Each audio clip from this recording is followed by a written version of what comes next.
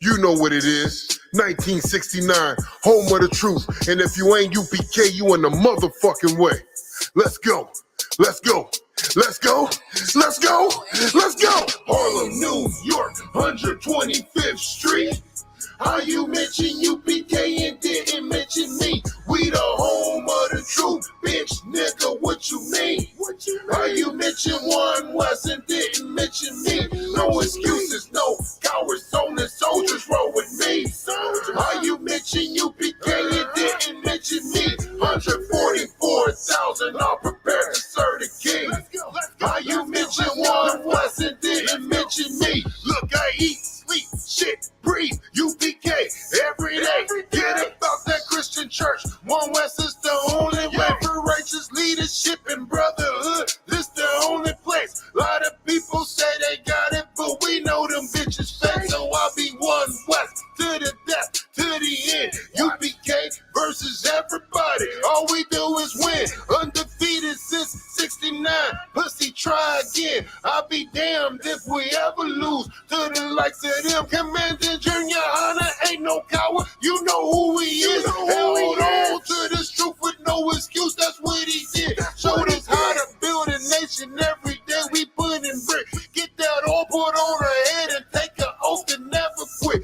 And I mean that shit. Every word that I'm saying. If you cross the fucking line, I'ma show you I ain't playing. And I stay war ready. Every word that we hanging. And I still rock my shield of David like I'm gang banging. Bitch, we Harlem, New York, 125th Street.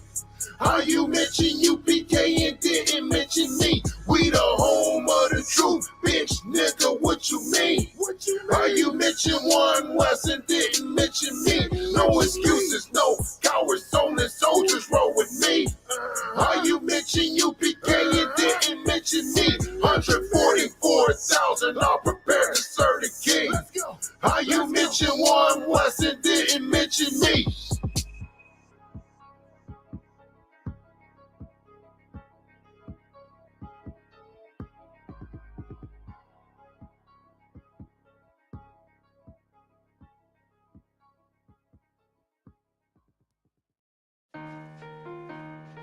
Shalom, Israel. Do you believe in ghosts? I do.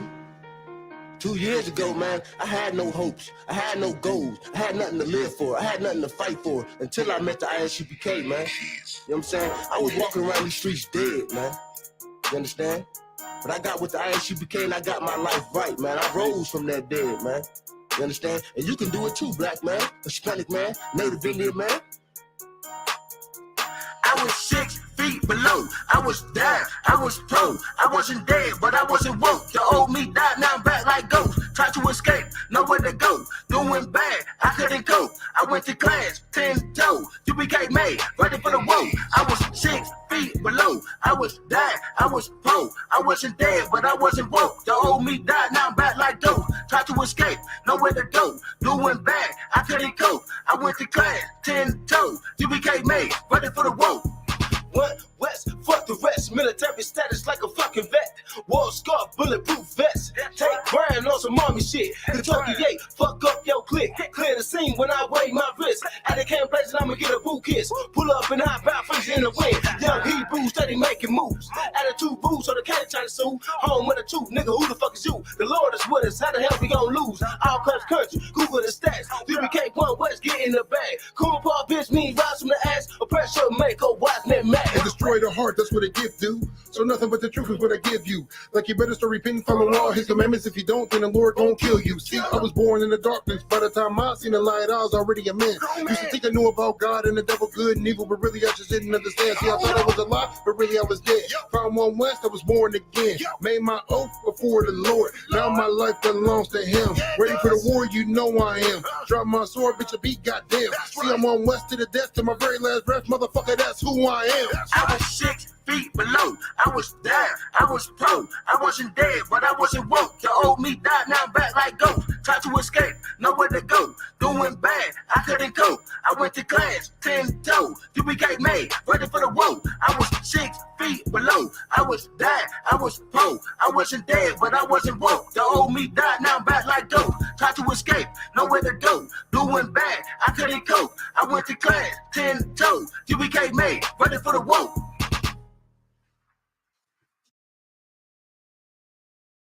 Hit it! Hey now.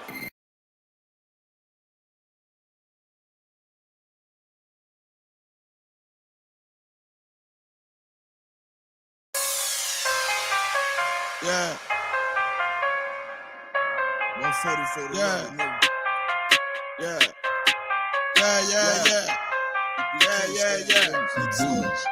But the Rex get to it. Ain't taking no slack, get to it. You took a loss, try to bounce back, but you blew it. Let me show you how to do it. Undisputed, I can prove it. Bro, boy, we can do it. Nigga, ain't nothing to it. Ain't no cowards, ain't no excuses. Let's get to it. Hey. I don't care what they talking. All I want is my Porsche. I'ma ride up clean. Look at me. I'm a false. Kill them off like a boss. Nigga, you better stop it. I'm all about my profit. I'm shooting off like a rocket. Who about to blow these niggas out the water? He go harder, go harder. Steph Curry, 4th quarter. All I got is my niggas. All I fear is my father. All I bring is that slaughter. Bomb on the Pearl Harbor. He ain't real, he alive. If he real, who am I? Now his ass in the fire. UPK till I die. Please don't cross the line. Try to stop and stop trying. Bomb shop is ball wide. I'm on the grind. Let's get to it. Double time and believe. You ain't harming me, nigga. I brought a whole army of niggas. So I ain't move with precision. Follow every order given. Let's get to it. Make it on the race, get to it. Ain't taking no shit, get to it. You took a loss, try to bounce back, but you blew it. Let me show you how to do it. Undisputed, I can prove it. One war, we can do it. Nigga, ain't nothing to it. Ain't no cows, ain't no excuses. Let's get to it. You hear the truth that I'm speaking? Lot of hate for no reason. Probably don't understand. That's why I got the master plan. And all the power in my hand. Sling the shit on demand. You better watch where you stand. You get flamed up and ain't changing up for nobody. They're warfare, what you know about it? This ain't a rap, this a message. Ain't it will be respected. Fake niggas like a virus. Lot of niggas infected. I came to correct it. Bought a whole bunch of soldiers. They move at my discretion. When the rebels hit the entrance, all them niggas hit the exit. Them niggas get the sprint. I demand your attention. Solid nigga, I ain't folding. Plus you know a nigga hold it. Nigga, look how I'm rolling. Shorty check my demeanor. He's smooth, but I'm cleaner. Flow like Aquafina. Hit him running Seraphina. Hold up. Yeah. I gotta deliver. I'm about to have a baby, but I still wanna baby. Let's get to it. Nothing comes to a dream. I'm strictly getting. I'm all about the business. Rock solid and relentless. You came to make friends. I came to make a killing. That's why I'm gon' kill it. Leave these niggas hurting. And swamp fishing, nigga. Do you need a healing? I know you can hear me. I'ma bet you a rookie. And Kanye, you a Donald Trump loving pussy. I'm a king, you a cookie. Ain't nothing you can tell me. I'm too ready. Let's get to it.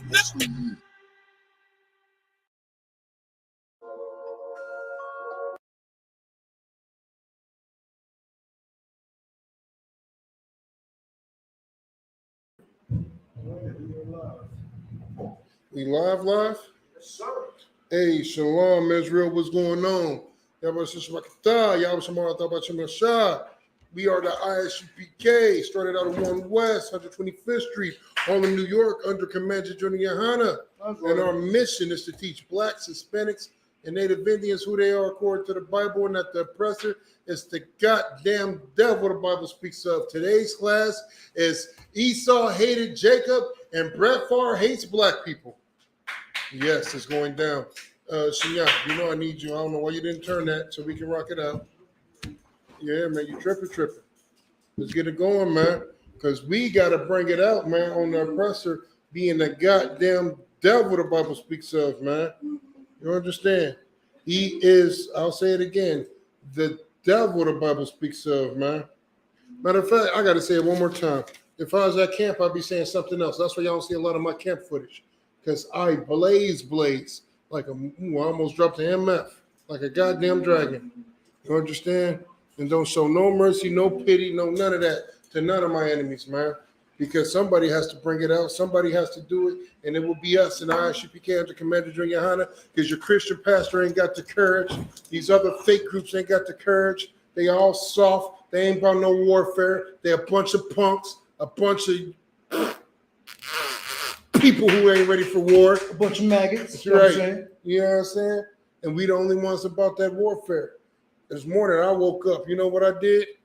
I said the white man is the devil, and smack the softness out of anybody around me who had it in them. Right. You understand? That's what I do. Man, let's get Zechariah 11:5. Let's start there, man. Something that you got to understand. The oppressor is the goddamn devil, man. The oppressor is and always has been the goddamn devil the Bible speaks of, man. I just want to get it out. I just want to bring it out real quick. Let me tell you something. It don't matter what the oppressor does, man. He's never going to hold himself guilty of anything. Right. He's never going to hold himself guilty of anything. He doesn't give a damn, man. Brett Favre running around here doing whatever it is a rich goddamn devil wants to do, and nobody gives a damn. You got that? Come on. Let's get it. This is the book of Zechariah, chapter 11, verse 5. Go ahead. Whose possessors slay them. We die all the time at the hands of the oppressor. We die all the time at their hands. They slay us, man. In every kind of which way you can think of. Anything that could kill a black person or kill a black person's spirit, they're doing it. Keep going. Right. And hold themselves not guilty. What does every oppressor hold themselves? Not guilty. Remember that part right there, not guilty. Remember that part right there, not guilty. Let's get Isaiah 14. I'm going to get there, Richie. Make sure I'm in the right scripture. Isaiah 14 and I want to say 12, but let me get there with you. Probably is 12. Isaiah 14 and 12. That's what happens when you're not that good and try to pull scriptures off the top of your head. You want me to go and read it? No, let me get there with you. 14 and 12. See if this is what I want.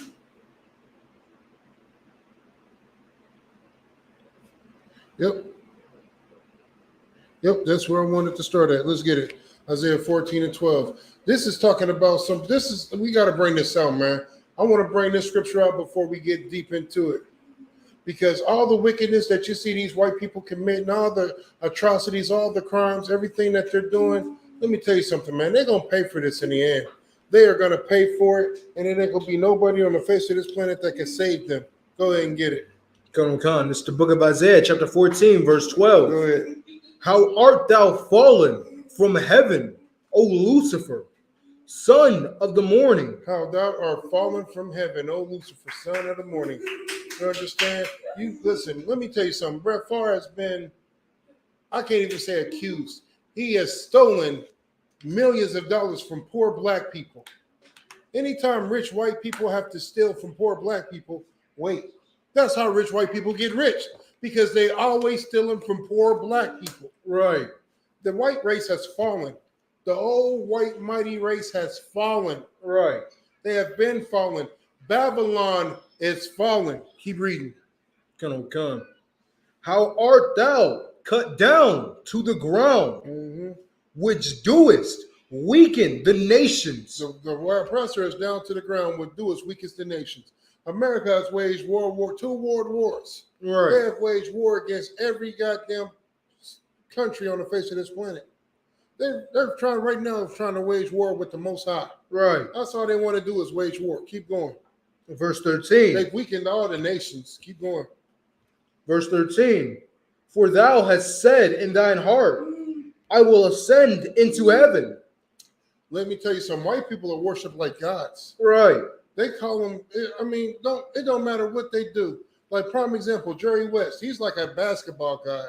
Right. So is Larry Bird. Any white basketball player is worshipped. If he was a white basketball player and had mediocre skills, he is worshipped like he was the best thing since sliced bread. Right. Look at his killer instinct. He was just the best. They love Larry Bird but hate LeBron James so much. Right. I just don't get the mathematics behind it. But hey, whatever helps you sleep at night. Right. You understand? Jerry West never won a ring, but he's the logo. Right. He's the best. He's the goat.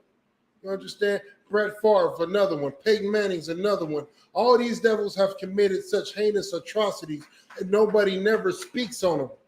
Nobody never speaks on them, man. The oppressor is the goddamn devil the Bible speaks of. Keep going. Verse 13. And I will ascend into heaven. Mm-hmm. I will exalt my throne above the stars of God. He wants to go to space. We got Elon Musk and all these other devils going into outer space. We know about NASA. That's all they want to do. They want to exhort themselves as gods. That's why Jesus Christ is white, according to the white man. That's why he painted all the pictures of Christ around the world white. Anything that has to do with black history, they have whitewashed it. Keep going. Right. I will sit also upon the mount of the congregation. They will do what?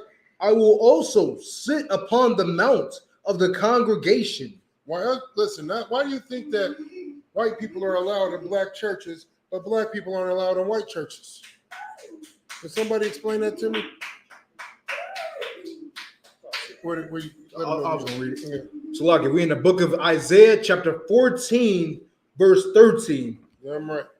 But my thing is this. Why come black people are not allowed in white churches, but white people are allowed in black churches? Right. Storm Roof was allowed in a black church, and then he murdered everybody in there. Right. But yet still, black people aren't allowed in white churches. Right. Black people, you go to the KKK church if you want to, because the KKK are Christians. Right. That's why they burn the cross in their yard. That's why they do it. That's why they burn the cross in your goddamn yard, because them is good Christians. Keep reading. Right.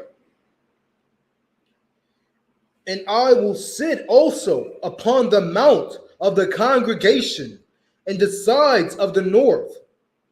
Listen, the white man runs every goddamn black church that you could think of. These black pastors get grants from the white man, right, to run the church the way that they run it, which is keeping blacks, Hispanics, and Native Indians destroyed. What's the proof of that? It's the reason why every goddamn church in the ghetto is still standing strong, running, looking, grass cut, windows cleaned, everything nice, pastor driving a nice car, but the ghetto is still goddamn it tore down. Right. The ghetto don't go start getting rebuilt until white people move in and start gentrifying it. Right. There's a reason for that. Keep reading. Why ain't he stopping the neighborhoods from being gentrified? Right.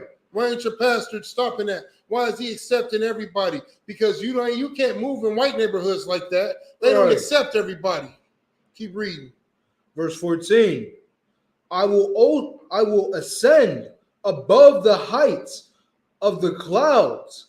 I will be like the Most High. Like I said, they turn God white. They turn Christ white. They turn the angels white. They turn the priests and prophets white. They want to be like the Most High. Right. But let me tell you something. You get the Most High. You goddamn dope things. That's what you do. You get the Most High. That's why there's an opioid epidemic in all these goddamn white communities. That's why they're opening up opioid clinics to save their goddamn lives, because they're dope fiends and they can get the Most High, but you can't be the Most High. Right. Listen, you some goddamn druggies, man. You can never be like the Most High. Have you lost your goddamn mind? We know the truth here in the ISUPK. You're the goddamn devil the Bible speaks of, man. You will never be like the Most High. You will never be a nigga. Right. You hate black people so goddamn much, but you want to have everything to do with black people, but you refuse to suffer like black people. Right. You understand? Man, I hate the goddamn oppressor, and I hate him with perfect hate. Right. I hate him just as much as he hates me. Right. Actually, I hate them more because I don't fake like I care. Right. They have fake like they care when it's convenient for them. Give a damn how convenient it is for me. I ain't faking nothing. Right. I pray every goddamn devil drop dead. I pray Brett Favre drop dead from a football-sized heart that just stopped beating on him. Right. I pray a football smack him in the face and give him a concussion, a brain aneurysm. He just bleeding out on the brain and he bleed out his eyes and nose and ears. And you understand? I just pray he suffers. I pray every devil suffer. I pray his whole goddamn family suffer. I pray his daughter suffer. Right. Give a damn how old that bitch is. Hope she dropped dead too. Keep reading. Verse 15. Yet thou shalt be brought down to hell. The Lord is going to bring you devils down to hell for all the wickedness that you've done to blacks, Hispanics, and Native Indians. Even to this day in 2022, you just cannot stop effing with black people. You have to do something to crap all over blacks, Hispanics, and Native Indians. You are a wicked beast of the field, man. The white man has no mercy, no compassion, no pity for anything that's black, Hispanic, and Native Indian. Why ain't my brothers in Puerto Rico got no goddamn help, Mr. White Man? Right. You've been running all around the world like Captain Goddamn Planet, helping everybody. But when niggas need help, where you at? Go ahead. Right. Like we had just brought up before class, man. Like how y'all had said. So there's an earthquake in Mexico and there's a hurricane in Puerto Rico. Right. So my thing is this. Here, in we down in Indianapolis, we in the USA. So down here, like we just had camp not so long ago, and it's supposed to be Hispanic Heritage Month. Right. They all downtown celebrating to their heart's content. When my thing is this, like how Kevin Raza. right, like how Kevin Kaposh had brought it up, man. Here it is, y'all trying to celebrate his Hispanic Heritage Month when y'all really just putting on a show. Y'all just putting on a show to make yourselves look good and to make it seem like y'all really do care about blacks, Hispanics, and Native Indians. When the proof is in the pudding, these Hispanic brothers and sisters down there in Mexico, and Puerto Rico are suffering after they just got hit by these natural disasters. And where is the oppressor to help with all these, calamities and these tribulations that these brothers and sisters is going through? For as far as I'm hearing of, these brothers and sisters down there surviving like it's a post-apocalyptic wasteland. Like it's a goddamn video game. Yeah. What's that called? The Last of Us? I was thinking of Fallout. Yeah, Fallout. Yeah, Hey. like homes is torn apart. They ain't got no resources. Like I literally seen a brother on the news walk into a gas station and literally scavenging for gasoline, just filling up a gas tank. Right. Fallout. Yeah, you got racist all up in there. I think it's Fallout, right? When you see the racists in it, they say certain words. What? I never played it. I know about the game now. That's what I was asking. Yeah, they say racist word in it, right? Don't they? They probably said some racist in there. Some nigga and all that, like they said. I wouldn't doubt it. I wouldn't be surprised. They be in a video game. I played it. I'm like, what? And I'll tell you one thing, they are racist on there though. So they got these quick sidebar. So they got these things on there. They're called super mutants, right? So after the the nukes hit and everything, once everybody went into these fallout shelters, they went through doing different experiments and stuff. So some of the fallout shelters had experiments where they would literally put radiation into the fallout shelters, and then some people would come out super mutants. Why are these niggas discriminated on like niggas? Mm-hmm. Whenever you see a super mutant, you're supposed to shoot on sight. You're supposed to kill him. And here's the thing though, some of these super mutants, not all of them, but some of them are sentient. Like they know they have coordination, and some of them are super intelligent, got the super strength, like basically like a Hulk type thing. Right. Super smart and super strong, and know exactly what's going on and how to survive. Right. And they told you to kill them on sight. They have conscious thought and can tell you that they're not harming you, and they told you to kill them. I'm sorry, that's a quick sidebar. He just reminded me of it, man. Like I remember playing through that thing, they told me to kill a super mutant. I'm like, that's racist. Why am I killing this nigga? All right. You know what that reminds me of? What's up? If I could. That's a game back in the day called Skyrim. Ah, man. When I was playing that, right? Of course, I picked the black race. Right. But I was gonna pick the black race to begin with. But the funny part is they show you what each race is good at, right? And so the black race, man, like the fact of the matter, even on the goddamn video game, the black race, they were bigger, stronger, faster. Like, you know what I'm saying? Like the elements and stuff like that. Like basically one of the perks to the black race was you were bigger, stronger, faster, and you could survive pretty much anywhere. Right. You had more stamina. This is the beginning of the game. More stamina, you had more stamina, better magic, better hand-to-hand combat. Better fighting ability. The only downside I guess you could say is that you was literally known as a target among everybody. Yeah, you was people were more than likely to attack because of your race. You was a nigga. They like, yeah, we right. know that your race is hated. Right. I said, well, shit, I gotta go with him. Right.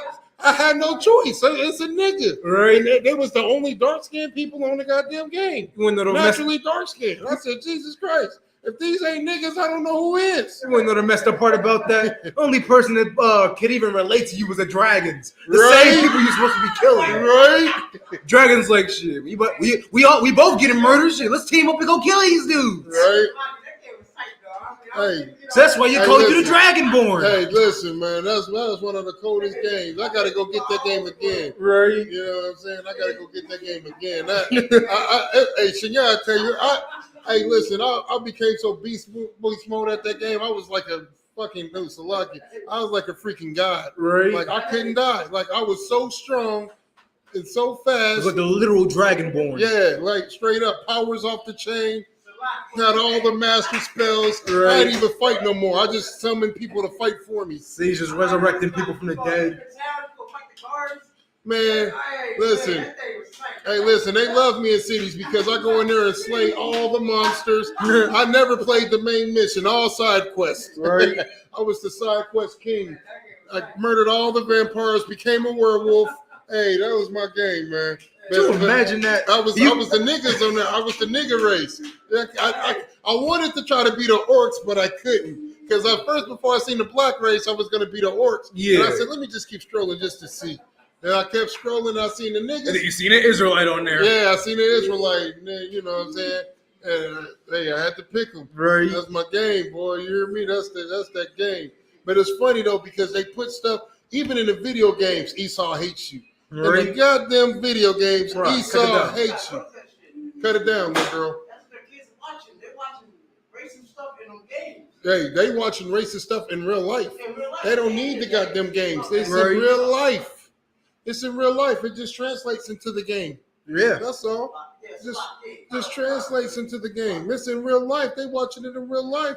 Them kids, when they go to eat dinner with their family and they sit down at the dinner table, on the back of them plates are swastikas. Right. And in their whole house, they got all type of racist paraphernalia. They have nigger talk around the dinner table. Right. But that's a luck here, real quick. Like I brought it a while ago. Like how you said. Whenever it comes to the oppression of him and his nation, like they put their racist paraphernalia in everything. Right. Like Akira Toriyama, only a heathen could think to make somebody as racist as Frieza. And then make them black. So quick sidebar He made him again, make a man. ruckus. For you people out there who don't watch anime, man, it's this anime called Dragon Ball Z. Long story short, it's this racist dude on there. His name is Frieza. So he was so afraid of a race called the Saiyans, who are supposed to be basically based off of niggas. Right. They literally call them monkeys. Right. And I know that sounds familiar because they used to call us monkeys. Said porch monkey. Yeah, porch monkey, obsidian orangutan, but that's too far. We ain't gonna get into them.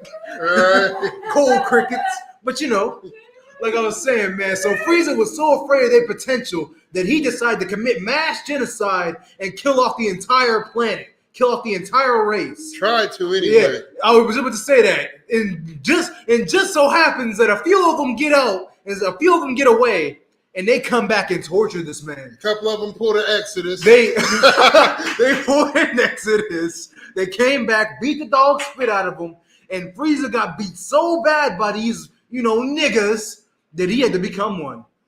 He had to become one. This nigga has a black form. They call him Frieza Black now in the newer chapters. They call this nigga Frieza Black, and he flaunts it. It's his new thing. He's proud of it too. He thought his gold form is everything. He calls himself Frieza Black, and he's the new hot take. That's all I had to say, man. Only the oppressor could think of some wicked stuff like that, man. Listen, whenever you need a good story, just use niggas. Whenever you need a good story, just use niggas. They know who we are. Not to get too. This is going to be a class that I'm going to do. I'm going to do the anime, comic books, and all that, and an influence that black people have in it. Right. Because there's another anime named Naruto. Ah, man. With there's a whole village of niggas. Right. You know what I'm saying? And one of them was Killer B, right? He the one that showed the white boy Naruto how to use his tail beast. Yeah. How to control it, how to master it. You know what I'm saying? Right. The oppressor knows how powerful we are. He knows how Our potential. Our potential. And not only that, but how spiritually connected we truly are. Right. You get what I'm saying? And when I say that, I mean to the Most High. Right. I can pull the scripture for you later on in the book of Judith. You understand when they say, listen, if the Lord is with them, we can't beat them. We can't beat them. And those are like little subliminals that they put in these goddamn animes and cartoons and comic books to show you that they know who the hell we are, but we don't know who the hell we are. Go ahead. Right. Oh, I was going to say Salakia. Right off the top of my head, I believe that's Judith 1 and 5. Most High Christ. But yeah, like he was saying, man, whenever it comes to the oppressor, he'll put his subliminals in there to try to make it seem Like when it comes to watching even some of the simplest anime, man. Like he'll put anything to demasculate a black man. Like I forget what anime y'all was watching, but it was supposed to be a black protagonist in it. And the dude was basically like 1 minute he was winning, the next minute he was getting, drugged across the platform by these oppressors. Right. I forget the name of the anime, and I don't really care too much for it. But that just goes to show you, like, when it comes to the oppressor in his nation, he makes sure to lift himself up. But when it comes to Black, Hispanics, and Native Indians, no matter what it is, a cartoon, a commercial, oh man, don't even get me started on these commercials. Right. But boy. And then in the crazy part is he don't even suffer in his goddamn cartoons for his crimes. Not at all. He get away with them. Yeah. You know what I'm saying? Like, we ain't gonna keep dwelling on it, but it's funny because right? because it's funny because today's class is Esau hated Jacob and Brett Favre hates black people. Because we're gonna get into the crimes of Brett Favre. I just wanted to touch base on what he did. We only got one comment. I already put it up there. Okay, it was just sister saying shalom. Hey, shalom, sis. Appreciate the love.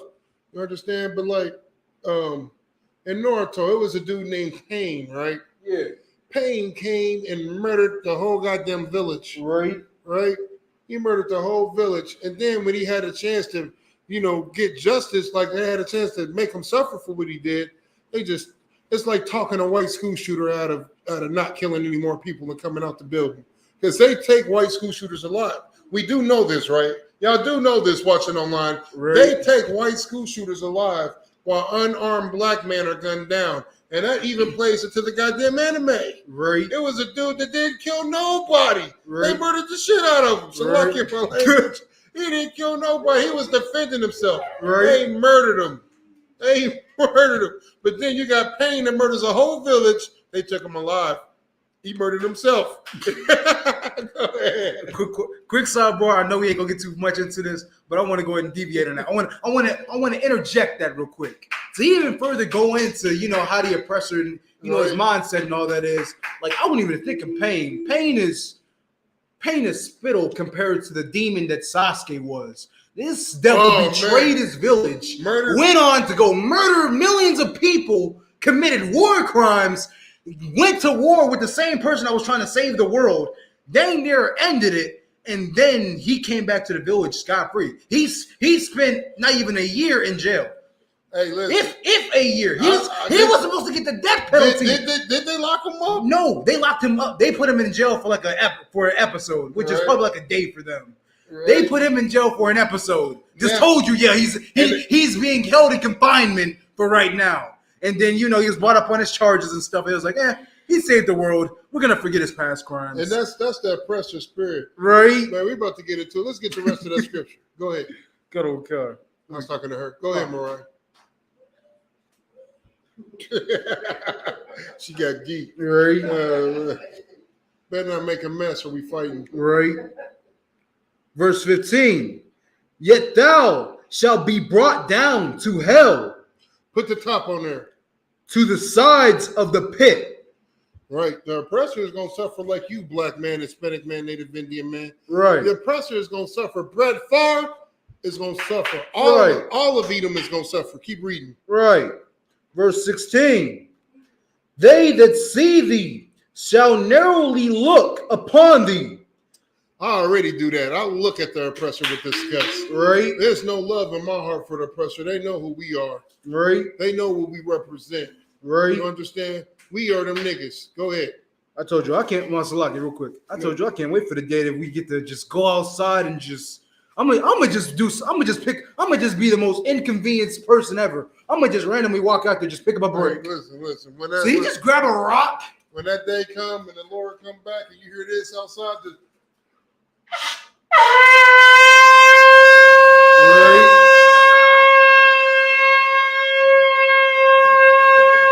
The whole world gonna hear it. Right. I'm throwing on the cover and I'm going out there. The whole world gonna hear it. Right. I'm putting on that Hebrew Academy cover. We know it's on. Right. 200 million angels coming. You know what I'm saying? It's going down. Right. I'm gonna be ready. So yes, finally, some action. Right. I've been praying for this thing for so long. Right. Never have I needed something so much and never known until I received it. Right. You're That's right. gonna be it. You get what I'm saying? No, that day is gonna be glorious, it's going man. Down. is going down, and I'm gonna make sure all these devils suffer. Right. You hear them trumpets? And you see that sky crack open? You get what I'm saying? It's going down, black man, Hispanic man, Native American man. It's probably gonna be a bunch of brothers. Man, you hear me? Damn right. Man, listen, Right. that's gonna be the Lord blowing, letting them horns blow. Right. Them horns of war. You know what I'm saying? And you know it's time. It's like my whole life I've been waiting on this moment. Right, it's You know like what I'm it's saying? like music to my ears. Damn right. Everybody else gonna be afraid, and you should be. They're gonna be afraid. terrified. You should be afraid. Hell, I'm gonna be afraid. I don't give a damn about being afraid. Right. Fear is nothing to me. Cut it down, little girl.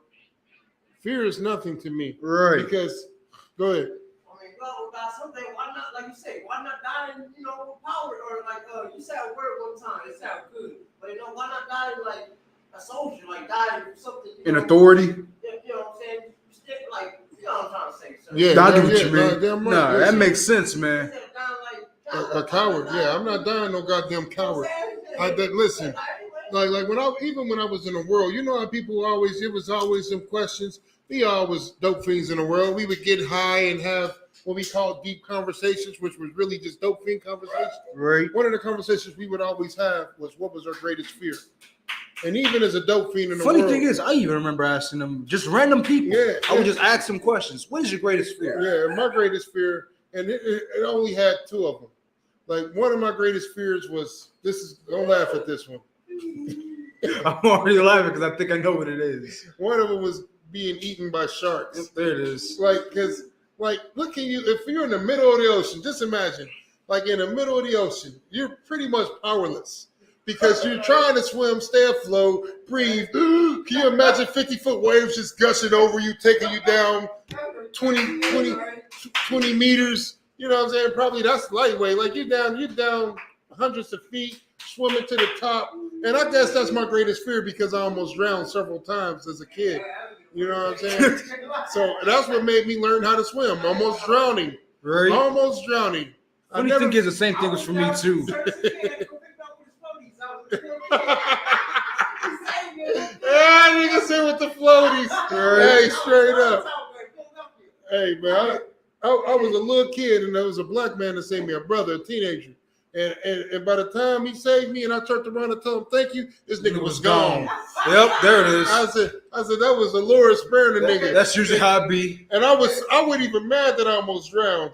I was mad that I engulfed so much goddamn pool water. Right. It was just All them niggas just swimming in there. All that bodily fluids and all the juice. pool piss that you just gulped up. I was throwing up for days, man.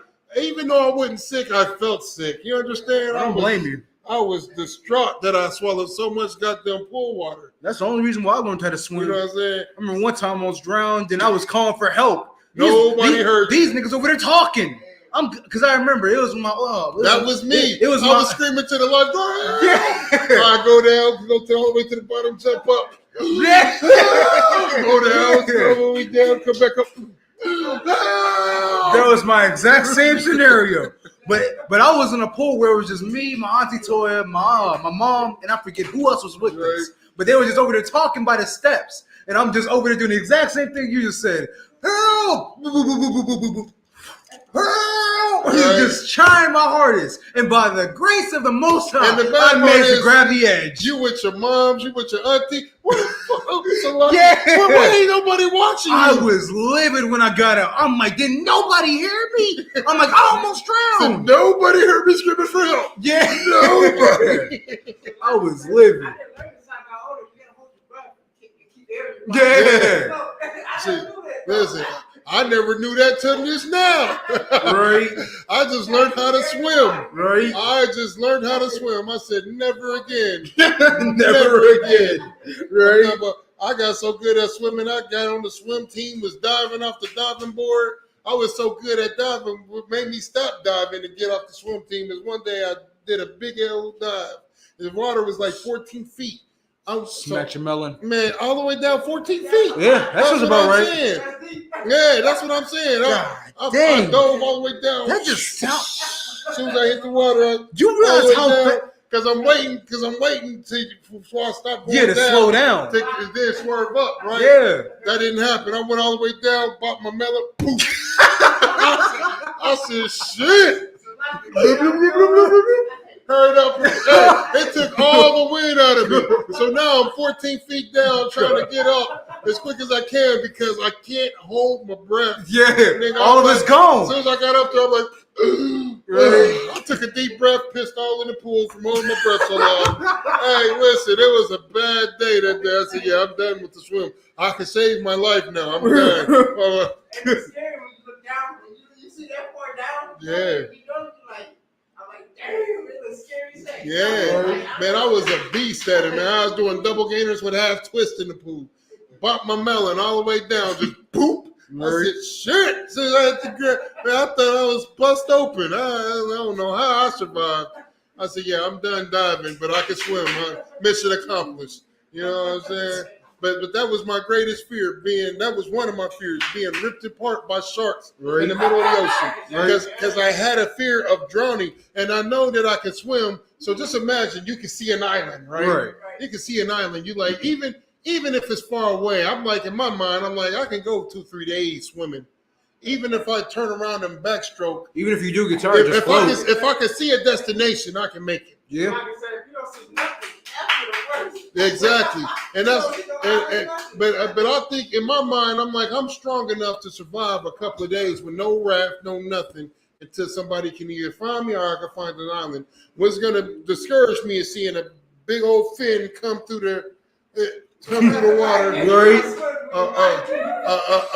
a white shark. You know what I'm saying? I refuse to call it great because there's nothing great about it. Funny thing is, I just seen a meme about that the other day. Yeah, it's like what? It's like the black one's called a killer, but the white one's called a great. Yeah, that made me feel offended. Yeah, I'm like, you know what? White shark. Cute shark. Yeah, exactly. So you know what? Cute shark. Yeah. Right? Yeah. So I'm gonna pray for a little black mermaid to save me. Right. But no, man, straight up, like in the world, that was my greatest fear. And then my second greatest fear in the world is my greatest fear in the UPK, and that's to die a coward. Right. Like I just don't want to die a coward. You know what I'm saying? Can you imagine being put in a situation where, you know what I'm saying, you gotta make a move that's the right, you know it's the right move, but then fear holds you back because you cling on to your life like it's some type of precious thing. Right. I don't want to die. Can you imagine having that feeling come over you? Right. And I say that because I used to live in the world. I was a worldly nigga, and I'd have been put in situations like that, and it would make me so angry. Go ahead. Salak, if I could, real quick, like that right there. Like, if you don't got that mindset, let me rephrase that. If you don't have the mindset that, you know, like, you don't want to die. Like, I'm not about to actively just rush into a situation where I'm gonna just get myself killed right off the bat. But there have, like you said, like there have been occasions where you've been put in a life or death situation, and like you said, yeah, you don't want to die, but I mean, why would I be a coward? Don't want to die. Whatever's about to happen right now, I'm gonna make it go out well. Like, prime example, the Kentucky A. Them brothers didn't want to die.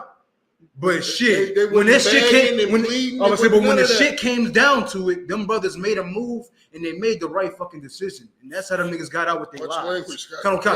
To lock it. Damn right, and that's what I mean. That's and believe it or not, that has been the driving point. A lot of the decisions that I've made, not wanting to be considered a coward. That's why I was so violent. You know what I'm saying? That's why I was so violent in the world, because the last thing that I wanted to be labeled was a coward, even though I was afraid. But my thing is this: you can't be brave without fear. Right? You're just stupid. You have to have fear in order to have bravery. Right. Because you hear people say, I ain't never afraid. I'm like, man, must be nice. It must be nice. I've always been afraid. But what have I told you about fear? What must you do with fear? You gotta conquer it. You gotta conquer it. You must master your fear. Right. I told him this in the world before I came into the truth, because that's what I had to do. And ain't nothing wrong with being afraid. I can't call him brave if he was never afraid. Right. Go ahead. It's a luck. If I could, real quick, like I remember running into a bunch of brothers and sisters that used to say the same I thing. ain't as you. afraid of nothing. I ain't afraid of nothing. When even in the world, my mindset was this: if you ain't afraid of nothing, then my thing is this: if you don't have a fear of your target and you're not perceiving that target as a threat, or you're not thinking of different situations of how that can go down, Right. then you're not prepared for what's about to happen. You're really not fit to be a leader. You're not. If you Because don't you're have- just going to rush in there blindly. You're not going to If you expect don't- him to stab you or if something. you don't have fear, you're not fit to be a leader. Right. Because let me tell you something. Fear keeps you aware. Fear wakes you up. Fear keeps you on your toes. You get what I'm saying? It keeps you on your toes. It makes sure that you don't make a mistake. Right. If you worked with big, heavy, scary equipment that can kill you at a slavery, you have a fear of that equipment. You have a fear and a respect of that equipment. Because you know one mistake Or can you're end paranoid about it. Yeah. One mistake can end your life. Yeah. One mistake can end You your see injuries life. on the job all the time. People missing whole arms and losing legs. I People worked- getting crushed by logs. I worked with a devil that didn't have fear. I remember I used to work on roofs like y'all, like you and your brother. I used to work on roofs. The reason I stopped is because I seen a devil die. Right. I seen a devil die in front of me.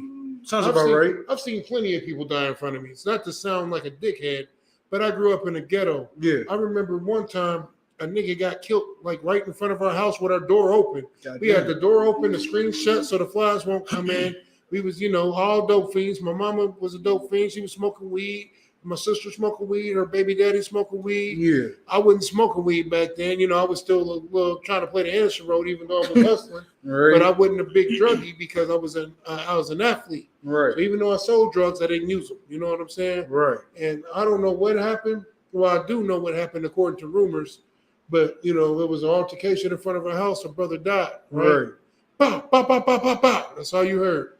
We look outside. Literally, the door's open, right? Yeah. Of course, everybody grabbed their guns in the household. Yeah. My mama was a straight gangster. It's sad to say, but she was a gangster. You know what I'm saying? And it's a lot of things I didn't understand until I came into this truth. I know I'm way off subject. I'm gonna make this story quick. So she went outside with her gun, seeing what was going on, and of course she gave me the gun to go put up. She said, Right. "Go put this up," and she said, "Go get me a sheet." I'm like, "A sheet from where?" She was like, "I don't give a damn where you get a sheet from. Get a sheet." You know what I'm saying? So I went to go get a sheet, and we went out there and we covered the brother up that had just been killed. You know what I'm saying? By the time I came down with the sheet, she was on the phone with the police to cover, let them know what had happened. She covered the body up, or should I say we covered the body up. You know what I'm saying? Of course, she gave me a prep talk about the streets and how dangerous they are. Right. You know what I'm saying? But the crazy part is this. This is the sad part. It didn't faze me. Right. I was outside the next day playing where the nigga died at. Right. Like it happened right in front of our goddamn house. I was outside the next day playing where he died at. That was just the ghetto. To me at the time, that was just the ghetto.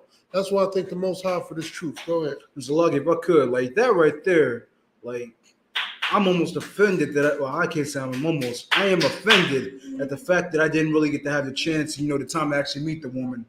But that alone is that was a mighty spirit right there. You did meet her, you just don't remember. That's what I'm saying. A baby. That's what I'm saying. To actually get the chance to really meet her. Yeah, to remember her, brother. Yeah. But that right there is a hardcore spirit. Because I've heard stories where oppressors will literally walk past a brother. The reason why I say mainly a brother is because if it's a devil, they're gonna cover him up. They take care of their own. Yeah, they're gonna cover. Mike Brown is, if I could, Mike Brown was left uncovered for hours. Go ahead. That's all. That's what I was gonna say. Oh, shit, my fault. Now you good. Mike Brown, that brother was left uncovered for hours, having all these pedestrians pass him by, all these cars roll past him. Cops been called hours ahead of this, and this brother is still uncovered and disrespected. Everybody taking pictures. Everybody is looking at this brother's corpse. Nobody thought to cover him up with a jacket, a cover, As a respect none for of his that. family. Yeah, I just looking at a corpse. But let this would have been the devil. They'd have took care of their own, man. And this is why I truly don't understand the mindset of you Christians, man. To still want to have love for these same people that do this type of dirt to our brothers and sisters, man. Even in death, they don't have respect for us, man. But yet and still you want me to be able to discriminate and tell you who's good and who's bad. At this point, I don't even give a damn. I don't. I can't. How can you? Right. How can I? when all these devils, what am I gonna do? Go? You think I got a Sharingan where I can just pick out and choose who was the devil that was looking up? Put him in the Genjutsu, see yeah. his real spirit. To see who really cares about black people. If you truly do care about black people, and you are a devil, man, empty out your goddamn pockets. Lock in my language, man. That's right. Empty out your goddamn pockets for every single black and spanking Native Indian who has suffered under the boot heel of your ancestors. Go to isupk.com. Right. isupk.com, and you'll find right there on that website where to give all your goddamn money to. And then after you give up your white privilege. And then after you get done emptying your goddamn pockets, man, drop dead. Your children, that's the most important part. Colonel Khan, after you get done with that, man, right. your children, your grandkids, your daughters, your sisters, everybody. I don't care if it's an unborn fetus.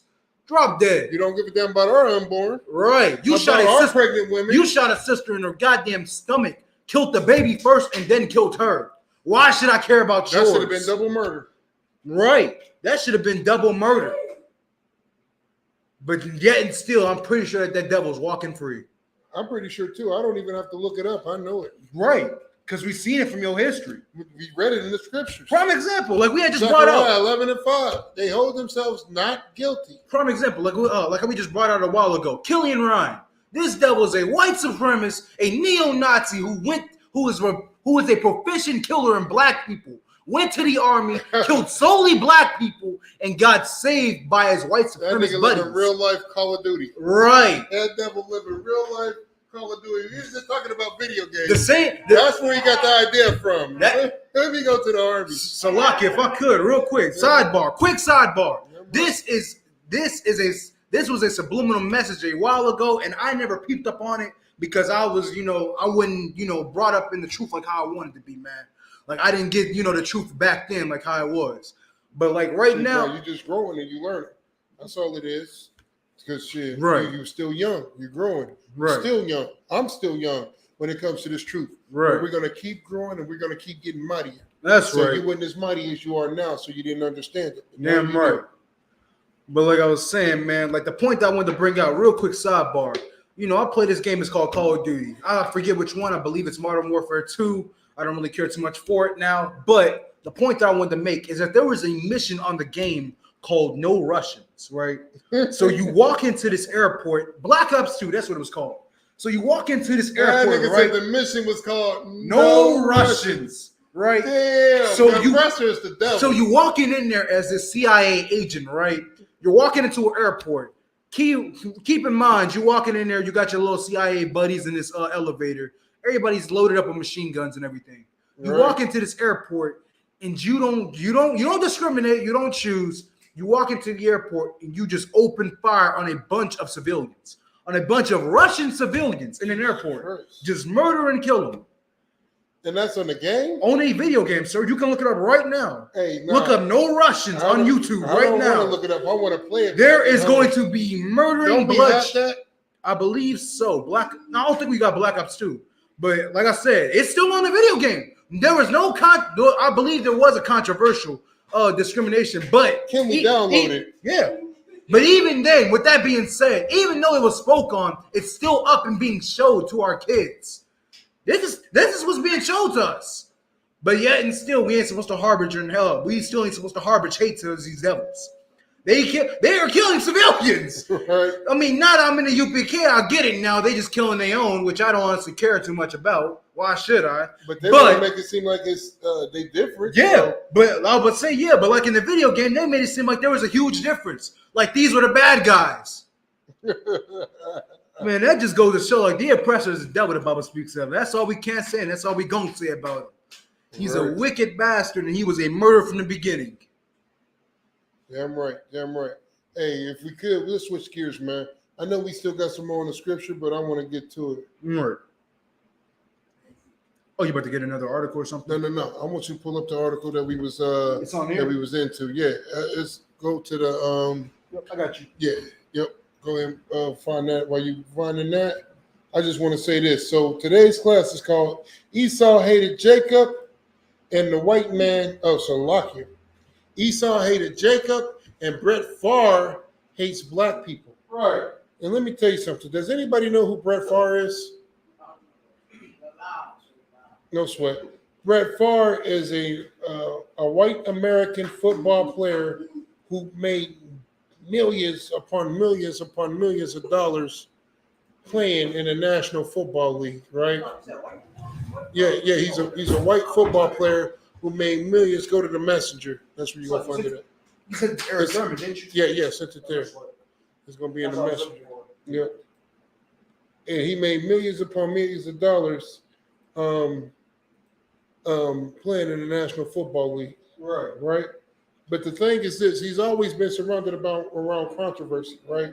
So he's been accused of sexual misconduct, sending sending rod pictures to every woman up under the sun. In college, he had a lot of allegations brought up against him. I was trying to find a history on that. But one thing that we know about the oppressor is that he is a perfectionist about burying the history of his people. Right. Like prime example, a lot of people don't know this, but who is so we in Indianapolis, right? Indianapolis, Indiana, Naptown as we call it. You sent them 2 articles? Wow. Yeah, I sent them both. Oh, that's right. Just make sure. Yep. I might get them up. So my thing is this: what does Naptown stand for? I've never actually bothered to ask that.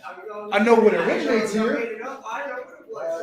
No sweat. So Naptown stands for this because, like, a lot of people don't understand that Naptown used to be the murder capital. Right. You know what I'm saying? Indianapolis, Indiana used to be the murder capital. You know what I'm saying? Of the world. So they talk about Chicago. They talk about all this. Just think about it. Most niggas that do something in Chicago and flee, where do they run to? Here. So lock yeah. If I could, real Go quick, ahead. quick sidebar. There was actually a brother down at Family Dollar. The Family Dollar that is right down the street from us. There's a brother I was talking to a while ago because I was asking about a job and stuff like that. Right. There's a brother he was talking Which talking offended to me. it I up. told you don't work for them, work for you. What'd you say? When you asked about a job, I told you don't work for them, work for you. No, this is a while ago. Yeah, I This know. This is way before I moved in with you. Oh no.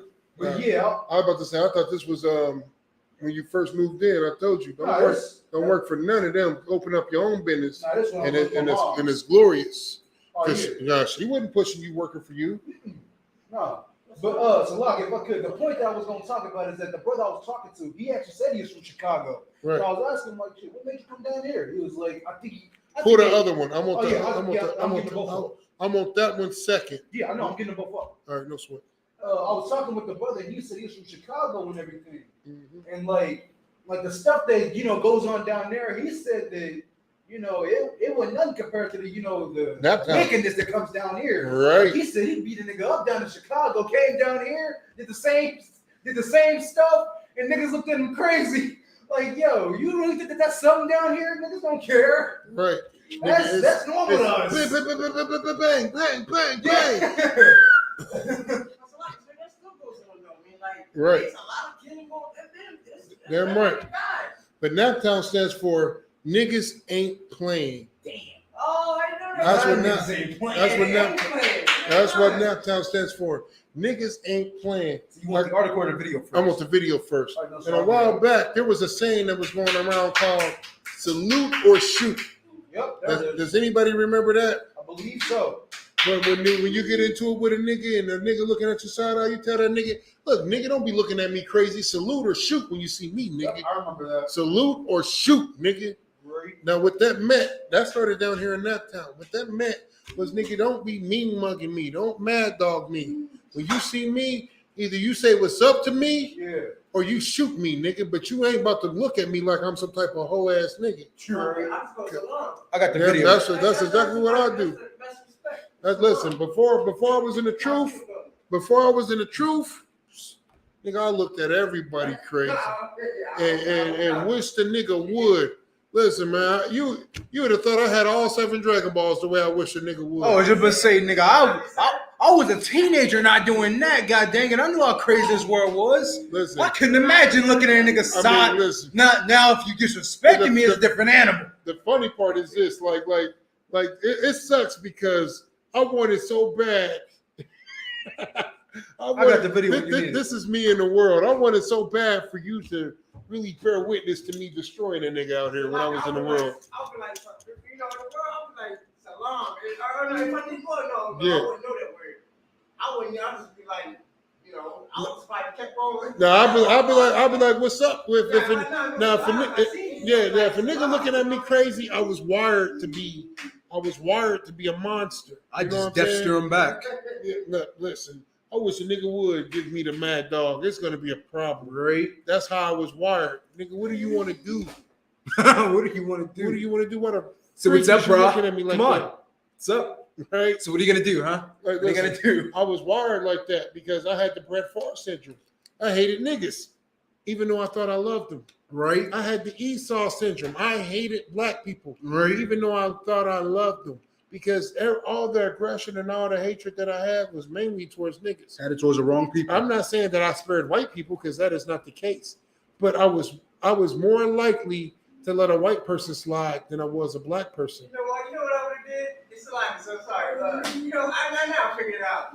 I would fight because I know I do it to most people. I'll fight like, you know, shake my head. Damn right.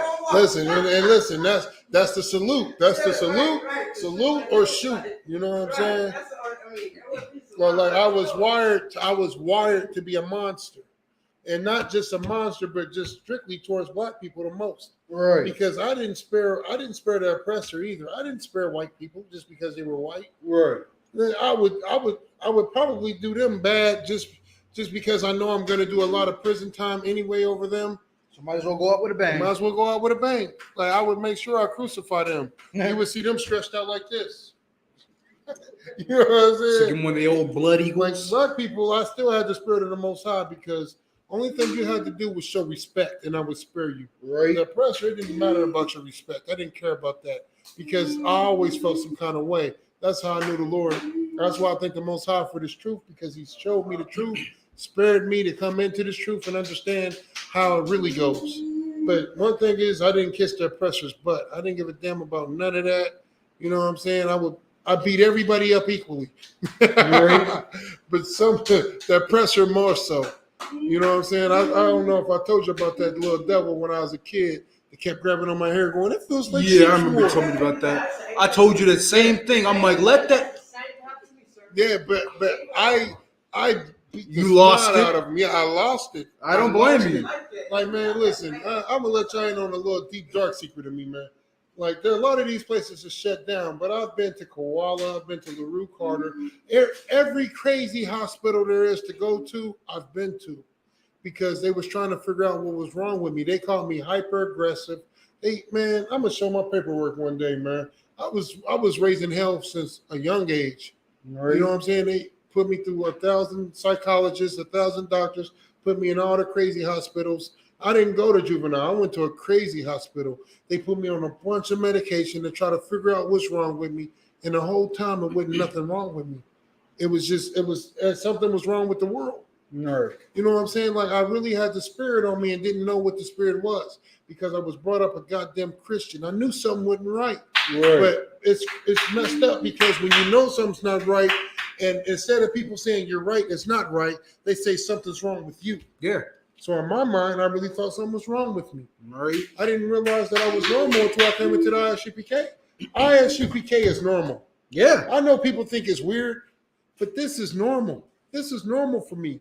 I'm supposed to be aggressive. Yeah. I'm supposed to be a soldier. I'm supposed to be ready to die at the drop of a dime. What the hell am I supposed to do? Wear skinny jeans? Oh my God, no. Hated it. As he used to do on In Living Color. Hated it. I'm supposed to be Marlon Wayans and white chicks. Go ahead. It's a lot. If I could, real quick. Like what you brought out is so heavy, man. Like this is our life now, man. This is normal. This is what's normal for us. And I pray that this gets normalized sooner than later. Damn right. Because if it don't, around man, the goddamn world. right? Because if it don't, man, our kids is gonna keep on being like Lil Nas X. Our daughters They want that to be normal. Our daughters gonna keep on being like Nicki Minaj and Cardi They B. want that to be normal. Why did Cardi B just recently get caught up on all of her charges? This woman has a deep history of criminal records. And nobody ever said a thing about this. This is the woman that you want to model your daughters after. Right. This is the woman that you want to have your daughters follow in the footsteps of. But yet and still, the ISUPK is weird. Because we are masculine, we promote black supremacy, we are weird. Because I'm a 17-year-old and I'm classified as a kid, I shouldn't be walking around with a knife. I shouldn't be one to protect my own. I shouldn't be one to protect the people it's around only normal me. if you're white and you have an AR and you go kill people during a protest. So, Locke, if I could, hold your point real quick, Word. So, Locke, if I could, real quick, man. Like that right there, that mindset alone to not want your kids to want to protect, that is a brainwashing mechanism, man. For you to, like, don't get it twisted. I get it, you want to protect your kids and all that, but at the end of the day, you got to raise them up. Because if you don't raise them up, they're not going to be prepared for what's to come here in America, man. Right. You say it all. Christians say this all the time. They know that the world is crazy. They know that people are crazy out here. They know what they will do to, whether you are a kid, an adult, don't matter. They know that that kids aren't even safe out here. So for you to just blindly try to feed them these lies and tell them that you can do whatever you want, you can be whoever you want, and you can, love everybody for who they truly are. That is a lie. Pull a Tyler Perry, basically. Right. That is damn right. Pull a Tyler Perry. Try to hide the world from your son, from your daughters. Try to abstain from teaching him the true ways of the world, man. From teaching him that the oppressor is not the devil the Bible speaks of. For teaching him that the LGBTQ community isn't promoting homosexuality. Right. From teaching him that America doesn't hate black people. This nigga just walked out in front of the camera. Right. You understand? This is what's gonna happen to our kids. Is gonna keep on dying. Our kids gonna keep on becoming homosexuals. Right. Our daughters gonna keep on being whores, man. This is what's gonna happen here in America if you don't start teaching them young. Like, man, I'm proud to be a 17-year-old and still be called weird, man. Even when I was younger, man, 15. That shit. Even younger. I call you weird. Yeah. I'm like, man, this nigga's a soldier. And I'm fine with that. You weird. I was You're fine. a soldier. I love you to death, man. Listen, you already know. Damn right. I was right. Like now, when we get to the red part, all right, this is a sister, like, she was younger, basketball player, like, you know what I mean, like, had jersey on, and she saw me wearing this, right? I heard in the background, but then today to work, you know what I mean? Like, I was coming out, going to the kid door, she was like, that's what she said, that's suicide. You know what I think in my mind? Oh, because you got the sweater on? I said, I was thinking, like, man, this is a social look. I mean, because you said, you got the interview talking about basketball, this and that. Right. Basketball, like, so you got that mind of a basketball player. I got that mind of a soldier look. You know what I mean? So that's what I thought. Right. When she said that, so I was like, I'm used to suffering. You know what I'm saying? You're not used to suffering, so you don't know what it's like being out of heat, 100 degrees, this and that. You know what I mean? So that's what I thought. You should tell the bitch I'm a Texas nigga. Right. So, bitch, I'm from Cali. It's cold in that town. Even when the weather's 100 degrees, it's cold to me. Right. This nigga He said, like, yeah, she didn't think you could hear it. She said, it's cold in that town. Right. Like the white man's home. Right. Every time it's hot. Me, I'm like, It's nothing. It's nothing. I used to suffer in that kind of heat. Shoot. I mean, I don't really like it like you, but I used to suffer. There's So, nothing You to used you. to it. There's nothing to you. I remember when I was in sports back in the day, most schools had 2 days. We had 4 days. We would be Hold on, say that one more time. Used to have 4 days. Most people have 2 days. We have 4 days.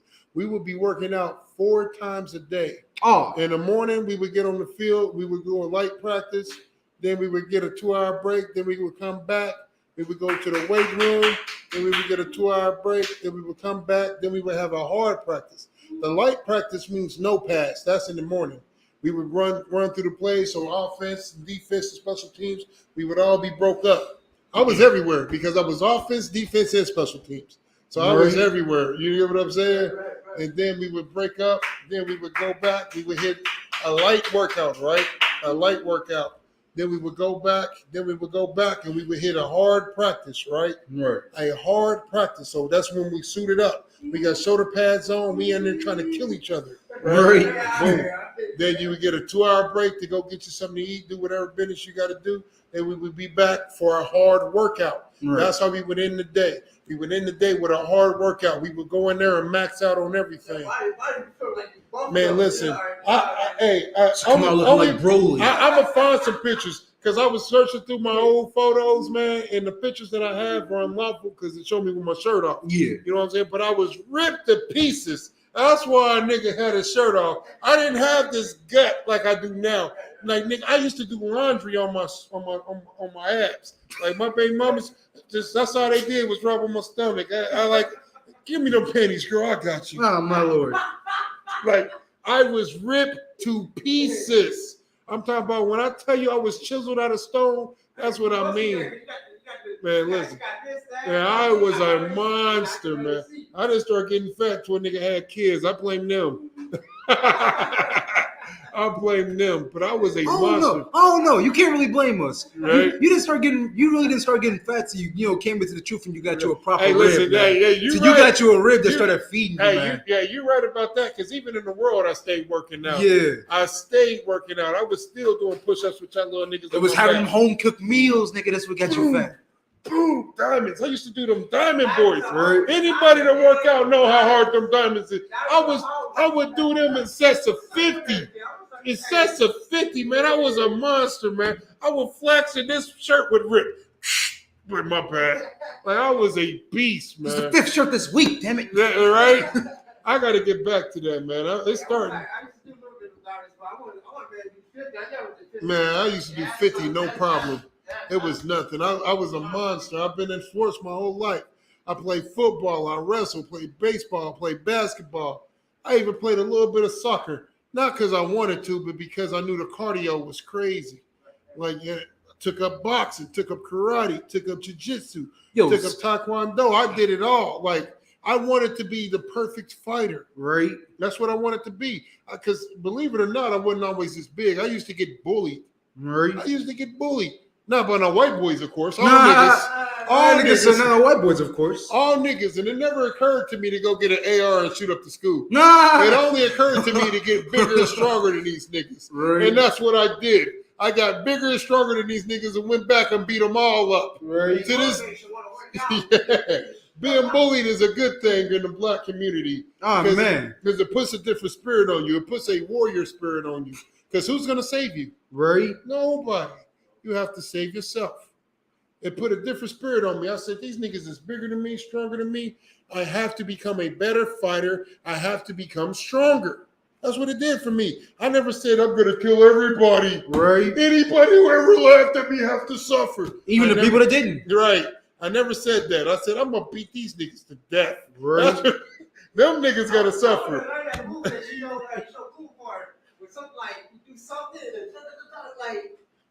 Yeah, I'll show you. Listen, but that's when you have battle experience. Like, I had to get beat up a lot of times Right. to learn that move. Like I was getting beat up. Like, I know a lot of people that say, I ain't never lost a fight. Nigga, I got destroyed. You hear me? I was like Vegeta on the bridge. I ain't got annihilated. You know what I'm saying? Read your handbook. You know what I'm saying? Straight up. Because I didn't do nothing but come back stronger. And everything that beat me, I took it. I learned from it. Whatever beat me, I learned from it. That's what I tell people. I ain't never been knocked out. That's one thing that I can say. You know what I'm saying? I thank the Most High for that. I ain't never been stressed out. Yeah. I stressed a bunch of niggas out, but I've never been stressed out. But just because you ain't never been knocked out don't mean you ain't been beat up. Right. I was beat up a bunch of times. You know who used to torture me the most? This is the sad part. It's one of your niggas? No, my sister. Oh, of course it was.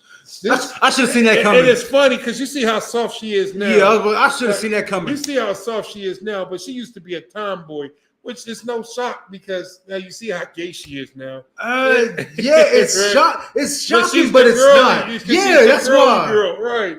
But she used to be the tomboy back then. Like she don't seem like the top. Hey, listen. That's why on my floor I say I still rock my shield of David like I'm gang banging. Because in the world we was up under the 6. You know what I'm saying? In the world, all our family was gang bangers. Right. All our family was gang bangers. We was born into it. We didn't have an option. You get what I'm saying? Right. When I was born, nigga, I was christened in this shit. Like I was a thug. You get what I'm saying? And everything that I tried to do positive was rejected by my family, but everything I did negative was accepted. Right. You get what I'm saying? Like everybody Felt was that. thugging. Everybody was thugging. Even to this day, you already know. Like even to this day, in this city, like people that know me personally, they have nothing but the utmost respect and love for me. Because in the world, I was never a shiesty nigga. I was always 100. And when I gave up the street life to come into One West, all the niggas that love me still love me to this day. The real niggas stayed. Yeah. They love me to this day. Yeah. They still show me the utmost respect. They show me the utmost glory. They don't do nothing. Hey, cool out. Go get you something to drink and I'll fix it. On the way to camera. Then you got me Right. thinking, there's a lot. Now, like, when we were growing up, we grew up, like, Sit down. my brother was Eat a you some boxer. chips, pull you some pop. My brother was a boxer. He used to fight the white boys and all this and that, you know what I mean? Right. So we grew up, so he always known that mentality of doing that. And, like, the travel, my mom used to always move to different states and this and that. Right. So we had that mentality, like, to want to travel. So we became a traveler. So Yeah, I it makes know. sense why, how people, some people grow up, like, you become a gang breaker. You know what I'm saying? Like, you grew up like that. Right. You know what I'm saying? Right. Like, It was just bred in me. I had no choice. Right. Yeah. It's like- Because everything else I tried to do was rejected. Yeah, that's why I understand. Now it makes sense why we always travel. And like we get moving, we travel all kinds of states. Right. And everything. It gives that mentality like to make us want to do things like, you know what I'm saying? It's like we sports story because my mom always had to travel a lot. You know what I'm saying? She suffered a lot. You know, like we all suffered at some point. Like, you know what I mean? All right. Like, my brother, but he still had that boxing skills in him. So it's like, Yeah, I'm he right. grew up with that. He used to fight all the white boys in Portisville. Destroying them. They didn't know what was going on. Right. Freestyle and everything. Yeah, And right. everybody loved him. He used to freestyle on the bus. He was like everybody's a lover, man. So Right. I give him that. You know what I mean? Like, Hey, Most High it makes Christ. sense why how everything happens. Like because like you choose a song, you forced it. You know Right. that kind of. Only reason people started to love me is because it was a time in this world where real niggas was trending. Right. Niggas love real niggas. Now they don't care about that. Yeah. Only in the ISUPK do real niggas exist. Now don't nobody care about that. That or if you find them old OGs. Oh yeah, Them old- niggas that like the lived through it OG all. to stand down the street from us. Like you don't see him talking to nobody else on the block but us. Yeah. He don't deal with nobody. He only deals with us. You know what I'm saying? He show you the utmost love, and you know what I'm saying. He show you love because he knows that you know what I'm saying that I love you. And he go ahead. No, so like real quick. I was gonna let you finish because I had an OG that I used to talk to before I moved in with you. His name was OG Baron. That's what I used to call him. Is that the one that phone you used that day? When you Oh no, that wasn't even him. Oh. I think it might have been. It might have somehow been him, but I might have not known it. because when I But- pulled down, it was an OG was like, yeah, his I think that was his mama that came and got him. You Yeah. know what I'm saying? That day where that demon Yeah. of a woman call herself trying to pull rain. Get out! Ain't nobody gonna come for you. Right. Nobody loves you but me. Right. That nigga left said, Dad, come get me. Nah, she kicked me out of the crib, man. So like, if I could, real quick sidebar, man. So like, we got way off the story. No, Go ahead. if I could, real quick, because I wanted to touch on that real quick. Like how Tazabah was going through and explaining like the different, events and stuff like that that'll make Right. people into the way that they are. Like that's one thing I can give that woman credit for.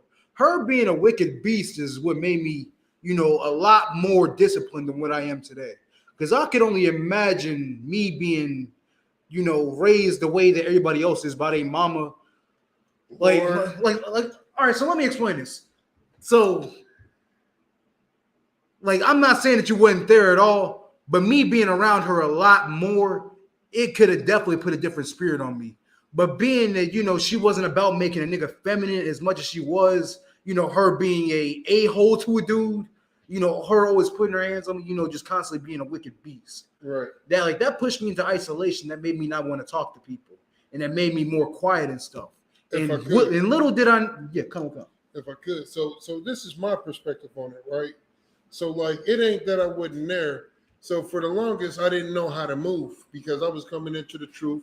As long as I was soft up under her, right, and submitted onto her, it was never a problem, right? But once I became One West, that's where the problem kicked in. Right. Because I quit selling drugs, which was a problem for her, because then she had to go find a new drug dealer, Right. which I didn't even get it at the time because I'm basically getting my own money back. Right. Because I'm paying child support, right? Then I'm selling her drugs, Right. and she comes spend $100 with me and that's like the $100 I just gave her in child support for the 3 days earlier. Right. You get what I'm saying? Like I'm paying, like my child support payment was crazy. You know what I'm saying? It's crazy to this day.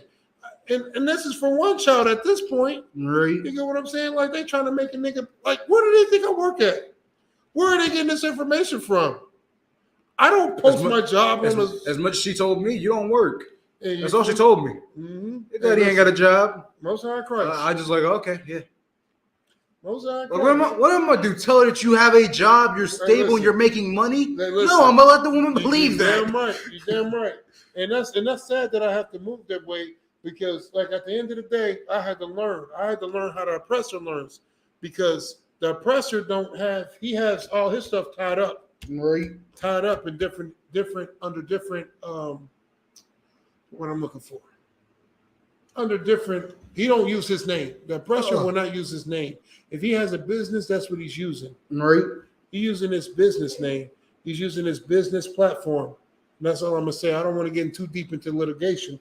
Just by some divine miracle, my baby mamas decided to watch this class. Which they should never, because they don't believe in the truth. You know what I'm saying? But let's just say they seen it. I don't want them to try to figure it out. Right. They be looking at my stuff, Googling and trying to find out. You know what I'm saying? But just know nothing is in my name. I have a LLC and everything's tied up in that. Right. You get what I'm saying? I got a bunch of different emails. Like, you can't tell which one's me. I made so many. It's like 50 of them. I don't know, 20. I'm just saying. Listen, You know what I do what the oppressor do. I tie stuff up so much that you can't trace it back to me. Right. And with that being said, man, let's get what's going on with Brett Favre. I know we've got way offside schedule, Salakia. I blame myself as well as you niggas for that. Listen, and while you playing the video, I want you to pull up the picture that I posted. I sent to the email as well. Like I tie my stuff up in so much litigation that it's gonna be war trying to find it. You don't have the patience to find it. I get all my emails, so like they can't really find me. Like I mean, they found me, but like you know what I mean? Like it's gonna be a bunch of loopholes you gotta go through in order to find me. It's gonna take a lot to try to find my email. Right. Because I don't use it anymore. And Right. so many. I use my text ID. That's what I use. That's the photo, huh? Yeah. Save that. It's not on there yet. I'm gonna just Yeah. Save that. So I want you to get the video first. Yep, I got you. I've been in Brooklyn for so long, I was lost. They didn't know I exist. Right. I came back, now I'm back. You know what I mean? They're like, where this nigga come from? I thought this nigga was dead. Look at I was gone. That's what I'm saying, man. I got it when you need it. Let's go ahead and play it. 8 Play it. years. Lord. The FBI questioning former NFL quarterback Brett Favre in a Mississippi welfare case. Favre's attorney confirming that to NBC News. It's all part of a massive investigation into alleged misuse of tens of millions of dollars meant to go to needy families in America's poorest state. Here's NBC's Justice and Intelligence correspondent, Ken Delania. You know, you have to make a choice whether you want to pay your life. All right, do me a favor. Start it from the beginning. You want to put food on the table. Tamara Edwards raised 4 children on her own in Mississippi, applying for welfare benefits just once for childcare while she worked. Each year, Mississippi gets $86 million in welfare money from the federal government, though the state rejects 90% of those who apply, including Edwards. If you could move the speaker, FBI probably put it right here. Former NFL quarterback Brett Favre in a Mississippi welfare case. Favre's attorney confirming that to NBC News. It's all part of a massive investigation into alleged misuse of tens of millions of dollars meant to go to needy families in America's poorest state. Here's Start it over one more time. The FBI questioning former NFL quarterback Brett Favre in a Mississippi welfare case. Favre's attorney confirming that to NBC News. It's all part of a massive investigation into alleged misuse of tens of millions of dollars meant to go to needy families. So they said tens of millions of dollars into misuse of federal money, right? Right. Brett Favre, in case anybody don't know who Brett Favre is, matter of fact, I'm about to find who Brett Favre is real quick for y'all. I can do it. Yeah, Mississippi. Technically speaking, Mississippi, right, is America's most poor state. It's technically speaking. Mississippi is America's most poor state. Even though niggas are suffering everywhere, it's America's most poor state. And he stole tens of millions of dollars. And they're speculating about how much because the numbers keep fluctuating. They're trying to figure it out. The FBI is investigating, but they're trying to figure out what the hell happened to the money. Listen, that's why this class is titled Esau hated. Mic check. Hey, the oppressor got offended what I was about to say. No sweat. I'm going to say it anyway, Mr. Oppressor. You might as well get the mic messing up now because I'm going to say it. The oppressor is the goddamn devil the Bible speaks of, and that's why this class is titled Esau hated Jacob and Brett Favre hates black people. That's right. Because what he did is pure hatred. Right. It's pure hatred. He don't give a damn about you niggas suffering. You think Brett Favre care about him being in the poorest state and you niggas suffering? If you think about it, just really think about it, that is truly the spirit of the oppressor. Yeah. Brett Favre has hundreds of millions of dollars. He took his hundreds of millions of dollars and moved to the poorest state so he can be worshipped as a god. Right. All right, no sweat. That's what we're here for. Shout out FBI Van 7. Right. Shout out FBI Van 7. You offended because I ain't shut you out? Here. Now quit messing with the mic. Let us work. So Brett Favre moved back to Mississippi so he could be worshipped as a god. Like we brought out in Isaiah. He wants to be worshipped as a god. The white man wants to be God. He wants to be all powerful, all seeing, all knowing. Right. That's why he's covered the faces of the judges and put his face there. Brett Favre is no different from any goddamn devil anywhere else. Right. Go ahead. Yes, I got it when you need it. Some information on Brett Favre. Read it when you're done. Right. Like what? I mean, why you look up to him like your God or something? You know what I mean? Why you love him? Right. Why do you love the white man so much? Right. Don't worry about why we hate him. Why do you love him? Right. He said he give us opportunities.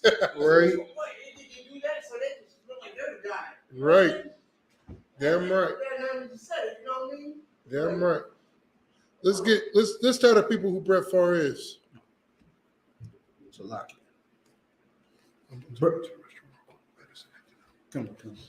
Brett Lorenzo Favre is a former American football quarterback who played in the National Football League for 20 seasons. Come. Brett Lorenzo Favre. Stop. Why the nigga got a nigga middle name? Right. That's why. Right. Nigga Lorenzo.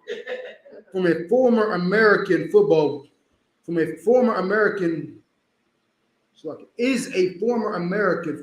quarterback who played in the National Football League for 20 seasons. So lucky.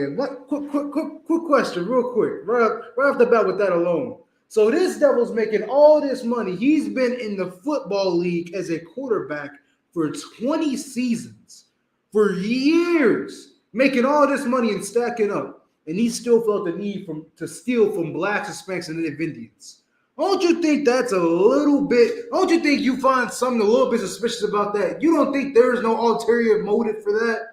You don't think that maybe, just maybe, he hates black people enough to steal and be selfish enough to steal from poor black people who already ain't got nothing, who are already suffering in poverty as it is, who already have drugs being pushed into the ghettos, who already got to watch their kids die in the streets, who already don't have anything at their disposal.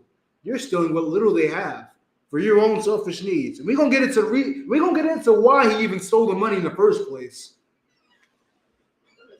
But, that nigga middle name Lorenzo. He should have a little sympathy for niggas. He got a nigga middle name. Right.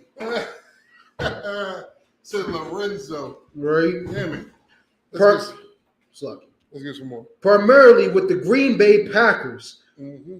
Favre had 321 consecutive starts from 1992 to 2010. He was called the so-called Iron Man.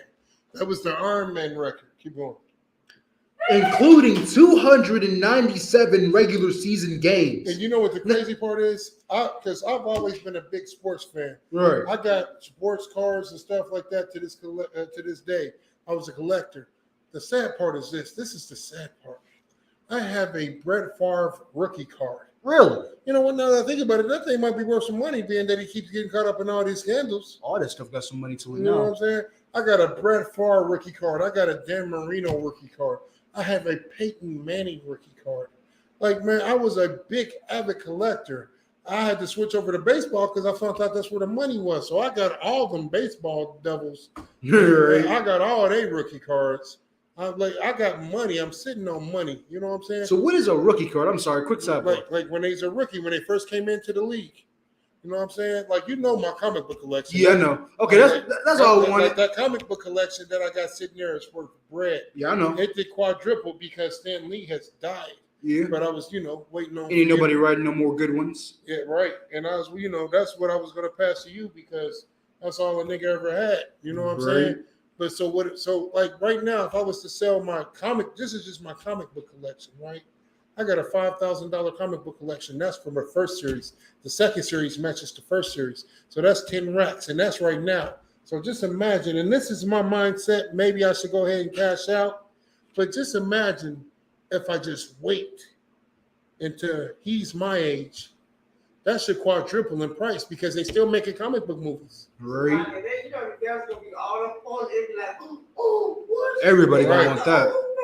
Right. And I had to replace some stuff because my stupid butt, I was, excited about it, showing this one, I trusted the oppressor like a friend. Right. Showed these goddamn devils my collection, and my goddamn comic book came up missing. Yep, there it is. Like they stole comic books out of my goddamn collection. So I had one comic book by itself that was worth $300. I didn't pay $300 for it because when I first got it, it was on sale. No, it wasn't on sale. It wasn't a big thing. It wasn't a big deal. Right. You know what I'm saying? So it's worth $300, but when I bought it, I only paid $50. I only paid $50 for it. Really? For a comic book? That's worth $300. Man. But that's when he stole it. When he stole it, it was worth $300. Yeah. Now it quadrupled in price. Basically, what you're trying to say is that he only stole it because it was worth some money. Yeah. Now it's worth $1,000. Right. Go ahead. You gotta be careful when you sell to. But they don't try to. You don't know what you're doing. I'm saying now you. No, I didn't know. No, I'm saying. I was just a collector. They'll try to play you. You know what I'm saying? This much, and then they're gonna sell it for more. You know how them devils work. Yeah. I already know. Listen, now you already know. I know now. You know what I'm saying? I got Dan Marino's graded. You know what I'm saying? And if you don't know what graded means, that's when you send it off to the so-called oppressor, and he grade the quality of the card. Yeah. So I got a Dan Marino that's like an 8.8. God, you know what I'm saying? That's some money. You know what I'm saying? It sounds like some money. The only thing that ain't driving it higher is that Dan Marino never won any rings. Right. You get what I'm saying? But I got Brett Favre cards as well, and I'm waiting on. I might send them off to be graded. Right. The reason I don't send a bunch of cards off is because it costs money for them to get graded. Yeah. And if you send the wrong card off and it's not really in good quality or whatever, pretty much just a waste of money. It might cost more to get it graded than it does on your actual return on the actual card itself. But once you get graded, you can send it off to auctions and it'll drop the price up. Yeah. You know what I'm saying? Like so. Yeah, collectors. I got Beirut cards. I got Beirut cards. Beirut, who's a devil to play baseball, I got him. I got Hank. I do. I got Hank Aaron's. You name it, I got it. Like I've been collecting since I was a goddamn baby. You know what I'm saying? Like that was my hobby. That was the only thing that I could afford because back then the cards used to cost like $1.50 a pack. The pack would come with from 12 and up. It'd be like a pack of 12 for $1.50. You could get them everywhere you went shopping, Target, Walmart, wherever. No, think about it. It's a lot of service. So let's say one man is missing one card or something. I could pick his whole masterpiece, and that's how they get rich. It is. Yeah. More money. It is. It is. Now I'm starting to think about it. And It makes sense. And the crazy part is this: I got a Brett Favre rookie, and I know y'all don't know about football, but when Brett Favre, because they said he spent the majority of his career with the Green Bay Packers, right? Yeah. You know who he was with before he went to the Green Bay Packers? Who? His rookie season was with the Atlanta Hawks. Of course it was. He was with the Atlanta Hawks his rookie year. Then he got traded to Green Bay. Then he played for Green Bay for like 10 years plus. Then he so-called retired from Green Bay. Then he went to the Jets, and then to the Minnesota Vikings. The New York Jets, then the Minnesota Vikings. That was his whole career. You get what I'm saying? And I was, like I said, I was an avid sports collector. I was an avid sports follower. I was all about sports until I came into One West. And one day, Captain Parson did a class and made me feel bad. He said, "You know more about LeBron James. You know all his stats. He the GOAT. He the rookie. He the cow. You know all about. He the turkey. He the chicken." I said, "God damn it, he roasted me." Because I did know. I knew all his stats. As of this day, LeBron James has 3,001 rebounds. Like, that was God me. damn. I was that horrible. You remember I had the NFL package. I had the NBA package. Yeah, I remember. That's all I did was watch sports. I wake up in the morning. Yep, Before I even brush my teeth. I put it on ESPN. Beer and some breakfast. On a loophole. Beer. That's what I had, a beer every morning for breakfast. This was the breakfast. I didn't drink orange juice and milk. Nigga, I drank a beer with breakfast while watching ESPN. Go ahead. That's lucky. If I could, real quick. So my thing is this: like I had said earlier before you came back in. Right. Even with all these years up under his belt, that all these team switches and stuff like that, somehow by some oppressor reason, he still felt the need to, even though he's switching from all these different teams, even though he's making all this money, he still felt the need to steal from black poor people.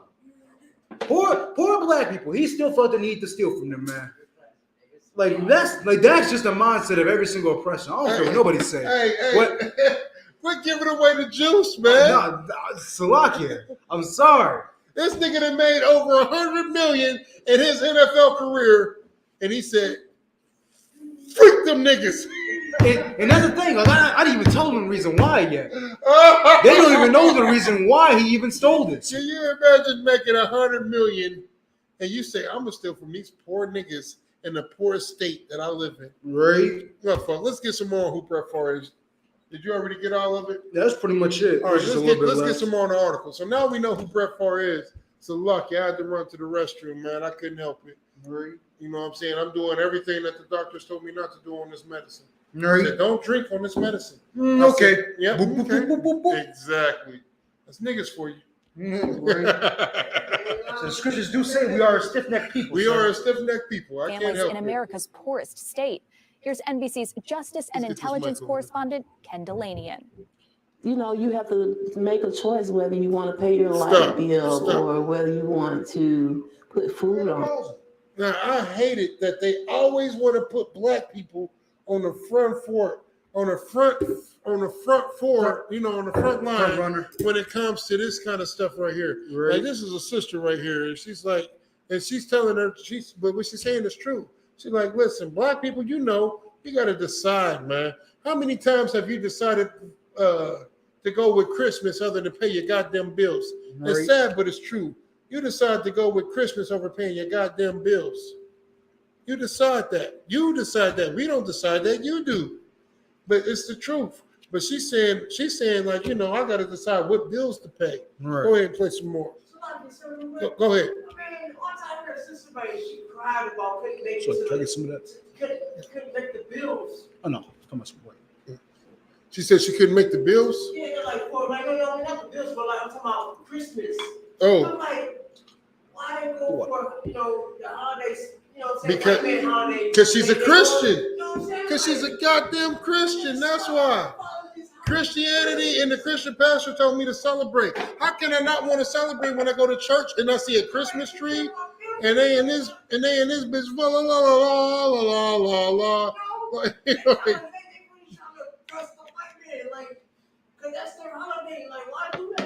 because they don't really know the Bible, and the Christian pastor ain't telling them nothing different. Right. So they're going to do what they're programmed to do and wired to do. 400 years of slavery makes us want to. Right. I hate seeing that. I mean, when I start down, I learned that I know the truth. I hate seeing that. Yeah, I'm right. You never see no Christmas tree up and nothing like this and that. Yeah, I'll burn that thing down. You know, my parents did, but they know no better. But you know what I'm saying? Yeah, my parents did too. I was one of them kids that didn't go to sleep Christmas night. I knew Santa Claus wasn't real. Right. We ain't had no goddamn chimney anyway. Like you said, I knew Santa wasn't real. I stayed up all night in the front room, eating my cookies, watching my show. Where's Santa at? Where the presents go? Like you said, where the chimney at? Susie pull up his own. Yeah. I'm robbing you for everything in your bag. The holidays coming up. High Holy Days. High Holy Days. Yeah, I'm right. That's the only that's something different, and that's the Lord. So that's something. Yeah, we don't celebrate them in the world. Sunday. Yeah, I know. Yeah, that's the blowing of the trumpets. We don't celebrate that in the world, but we will celebrate them this month coming up. Thanksgiving And Halloween. It's October 1st, right? Yeah. Yeah. So we're gonna celebrate Halloween. And they're gonna have some type of homosexual holiday before then too. Oh yeah. Now we get into it. Like, what about the holiday? So like a thing for it. Like they make these candles. It was like something about some racist stuff. Talk about Hanukkah. You know what I mean? Like they had long lines with candles where people go get trick or treat or something. Like they said something racist about it or something about it. Like, what was the point of that holiday? Halloween. Yeah. It's called Old Hallows Eve. And it's supposed to be when you bring back dead spirits of your loved ones and all that crap. Go ahead. I had some very horrible visions of some very graphic images of what Halloween is gonna be looking like. All these drag queens out here. All these oh God. Jesus Christ, why did you put that image in my head? I want to punch you right now for putting that image in my head. Oh God. Messed up, man.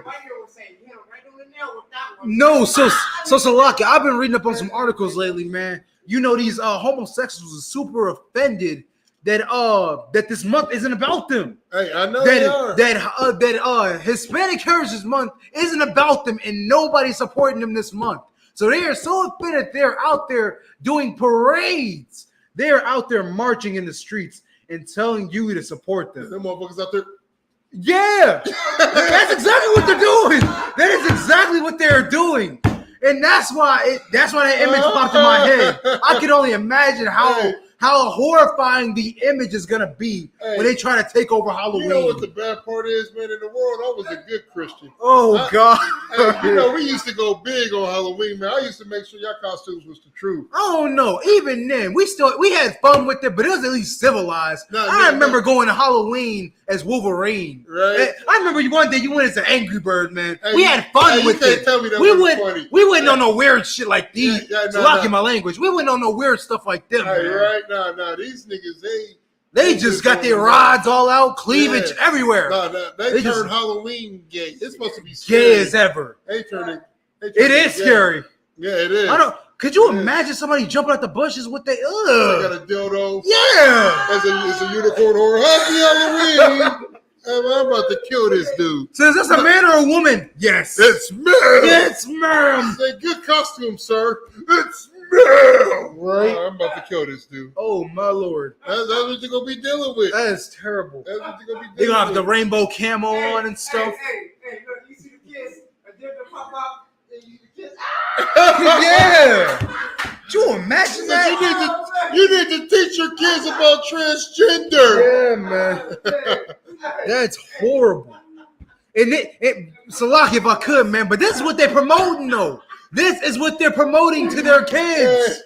Yeah, this is what they're letting their kids go out to. I'm not even afraid of the clowns anymore. Right. I welcome the clowns at this point. I welcome killer clowns. Right. At least I have the right to punch you in the face. These people, they can walk out there with dildos, rods, cleavage. And pull a Jesse Smollett. Everything's out, and you can't even punch him. Punched me in the face and called me a maggot. Everything's out there, and I don't even have the right to defend myself. Oh man. This is 2022. Right? This is what I got to deal with? Yeah. This what we doing in 2022? Look at that. Hey, man, y'all is the worst. Salakia, man. That was just a graphic image, a horrible image. Right. Oh, you got to stop walking in front of the camera. Salakia, you really got way off the subject. Man. Salakia. Let me go and get back to this video, man.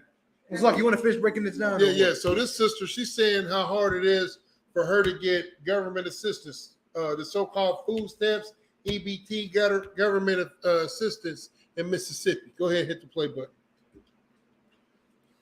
On the table. Tamara Edwards raised 4 children on her own in Mississippi, applying for welfare benefits just once for childcare while she worked. Each year, Mississippi gets $86 million in welfare money from the federal government. Each year, they get $86 million goddamn dollars. $86 million. Just give me $6 million. Just give us $1 million. I'll Could you imagine what we could do with that? Damn that million. Give me $6 million. Right. Actually, I'm gonna be honest. I want the whole $86 million. And I don't blame you. Go ahead. That's exactly what we're gonna do with it. That's what I'm saying. That's exactly what we're gonna do. With $86 million, what do you think I'm gonna do with it? No, like you said, go straight. 86 million. 86 million. Out of 86 million, I'm gonna get a school half. I said we gonna have. Like what? 10%. 10% ain't out of 86 million. 10% ain't nothing. That is I'm gonna give Commander Junior Hunter half, right?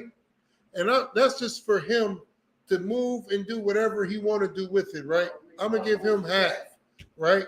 So here's how I'm gonna do it. I'm gonna take 80 million, right? Give him 40. I'm gonna keep 40. Then out of the 6 million, right? I'm gonna take care of all the schools and my brothers. You know what I'm saying? I'm being able to look out for some family in the world as well. So 80 million, give him 40. I keep 40. I'm gonna take the 6 million. And out of 6 million, I'm gonna make sure every school is taken care of all around the world. That's right. 6 million is a lot of money. Right. Listen, I'm poor, That's so a tremendous amount of money. I know how to manage money. Yeah. I'm not going to go buy no new stuff straight off the top. I'm gonna be opening up businesses. We're gonna buy land. We're gonna be good to go. Whatever Commander Junior Hunter want to do, I'm gonna make sure that I match him. He's 5 million on this. I got 5 million. No, hell no. You can't buy rank in this truth, warrior. Hell no. Damn right. How about I say now? That's gonna be a morale booster right there. Listen. You know what I'm saying? That's just what I'm gonna do because I believe in him. I believe in the school. I believe in his work. It saved my fucking life. Right. Because 86 million. What am I gonna do with 86 million? I don't need that much to live. Right. I don't even need 40 million. Me and my family would be good with 5 million. We want 40. We want that much money, but we don't need it. I want it all. Right. I want it all. I'm not gonna lie. I want it all, but I don't need it all. Right. So that's why I said I get a school half. I keep half. The other 6, we're gonna make sure all the schools are taken care of. They're gonna have beds. They're gonna have buildings, all that stuff, and then we're gonna start buying up property. Right. We're gonna start buying up land. The person gonna be mad at us how much land we buy for him. We go like Naptown to be solid. So many people is gonna be transferring down to Naptown because I'm gonna buy my block. Right. My block that I live on, you'd have been to my house. Just imagine me owning that whole block and make it solely for black people. Not just all the block, but all the land as well. Exactly. And make it solely for black people. Only niggas. Yeah. Hey, no doubles allowed. It's like I'm gonna turn it into a gated community. Right. I'm gonna turn that block into a gated community. Right. We gonna have it done, and then I'm gonna go, to where Bangad is at, because Bangad got hella land as well. Right. So I'm gonna go to where Bangad at, and we gonna buy more land. Nigga, when we done, Passover gonna be held in Naptown. Damn right. We gonna have everything in Naptown. With 86 million, with 86 million, I'm gonna make it happen. Right. I'm gonna make it happen. No school in this organization will have to suffer. Right. We're gonna have our own pantries. We're gonna open up grocery stores. We're gonna open up schools. We're gonna open up hospitals. We're gonna open up all the things that niggas need. We won't have to go to the white man. With 86 million, we won't have to go to the white man for nothing. Right. I'm gonna give 40 million to the school. I'm gonna call Commander Junior Hunter personally, Salaki, sir. Where do you want me to send this 40 million to? Right. He'll be like, what the 40 million? He gonna probably tell me he don't need that much because this is Commander Junior Hunter we talking about. Right. I'm gonna make sure all the generals is taken care of, right. All the captains, all the officers. We won't. What are we gonna need for it? Right. No brother in this school will need for nothing. Like right now, we gotta set up to where brothers is getting paid. We're gonna have it set up to where everybody gets paid. Right. If you're an officer of 50, you get paid. Right. You know what I'm saying? If you're an officer of 50, you get paid. If you're a trooper, it's gonna be to the description of your camp how you get paid. Because I know in that town, man, our troopers go hard. Right. Like you as a trooper, you go hard. We gonna make sure you take care of. Hey, listen, I ain't shit. So lucky. Hey, listen, the Lord motivates you. I'm just here to do the work. I'm just here to do the work. But we gonna make sure that job hey, listen, I get mad sometimes. I'll be honest. But at the end of the day, we know what the greater mission is. That's right. We know what the greater purpose is. That's right. I get mad. I get frustrated. You see how I get back sometimes? Yeah. Don't let that stuff get to me. Not at all. And if you offended, you know what to do. Go to that brother. Right. Go to that brother. Hey, you offended me. Like, it ain't one brother that ever came to me and said that I offended them and I didn't tell them I apologize immediately. Right. So, Lakia, my goal wasn't to offend you. My goal was to motivate you. Right. That's my goal. You want to Debo or something. You know what I'm saying? Hey, you know what I'm saying? That's good kind of Debo bro like that. Hey, listen. Yeah. Pay your tithes. Yeah. Pay your tithes. Here go Tebow. Who? Tebow. Hey, you right? Hey, I'm offended we didn't think of it first. Hey, you know what I'm saying? Because hey, listen, that don't be my mission. My mission be to make sure that we all are on the same page, man. Right. That we all are on the same page. You know what I'm saying? I don't mean being to be a dickhead. You know what I'm saying? That don't be my goal. My goal to be, you know what I'm saying, like the whole to the traditions of this school. Right. You know what I'm saying? Because at the end of the day, I ain't nothing, man. One West was here way before me. It's gonna be here long after us. Exactly. Not just you, but me as well. Exactly. I ain't nothing. You know what I'm saying? I mean, the Lord. I'm doing this for the Lord. Listen. Damn right. This is all for the Lord. When I came into this thing, I didn't come in this thing for my reward. Right. I came in here to make sure that it's the people that come after me that benefits. Right. And if you don't have that mindset, maybe you're in the wrong spot. It ain't about us. So, Lucky, sir, it ain't a maybe. You definitely in the wrong spot. Like, listen, my life is. If you coming in here to be selfish, this is not this place for you. I told you. Take that to the Christian church. I told you, I don't want to die a coward. For me to think that I'm special, for me to think that I deserve something, that me, that's a goddamn coward. I don't want to be a coward. I want to be a mighty man. Right. I want to be, when the new scriptures is written, I want to be in there. Right. The book of Isaiah. They're like, what the hell? Right. I'm selfish. I want my book alone to be 66 books. Right. Like the scriptures. With endless verses. Having your own book in there, right. It's the most powerful thing ever. So let me get the book of Isaiah, Galatians 18 and 4. You know what I'm saying? But that's just me. That's what I want. I want to be a legend. That's what I want. And I don't want to be a legend just to be a legend. Right. I want the works to go with it. That's why I want the war. Because in this world, in the oppressor's world, I have no meaning. Right. I only have meaning in the world of the Most High. That's right. I only have meaning in the world of the Most High. Go ahead. That's why I'm trying to get better on my reading, because I want to know who's the ones, you know what I'm saying, that did for the people. The legends, the ones, the heroes, you know what I mean? Like, it's good to read. Yeah, I'm right. You want to know who the one did for your people. You want to understand and everything, the meanings and all.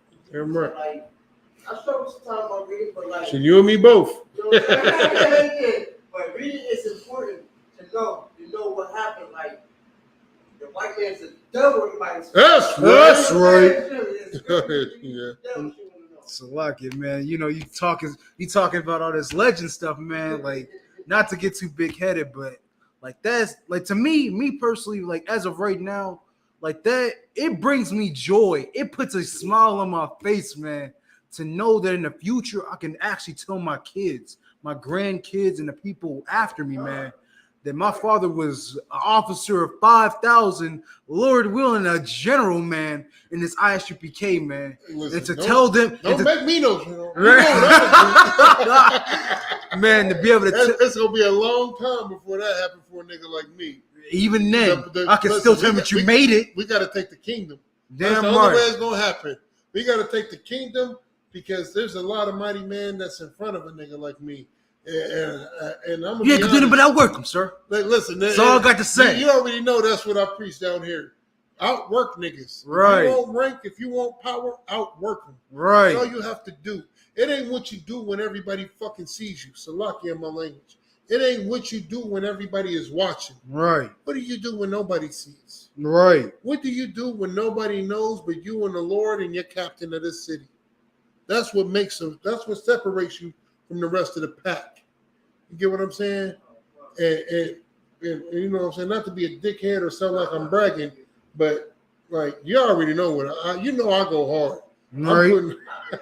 Like, you already know I'm gonna go hard. Like people who ain't in the city don't know, but if you're in this city, you already know who you can count on. And if you can't count on me, then that means you can't count on nobody. I'm here for you. That's why I'm here. Whatever you need, that's what I'm here for. Right. Like I'm not like I want to know what I was in my mind thinking. Like I would never rush to be an officer yet. I want to be about reading. I want to be able to read smart people, better understanding for them. So I don't mind staying true for a year or two. You know what I mean? Listen, I can't. Because like I know I'm not ready, and y'all might see it too. But I'm saying like it ain't about being ready though. That's what you got. That's I want to get up there. But here's the thing. You gotta. So here's what I was taught when I came into here. Everybody has their own skill set.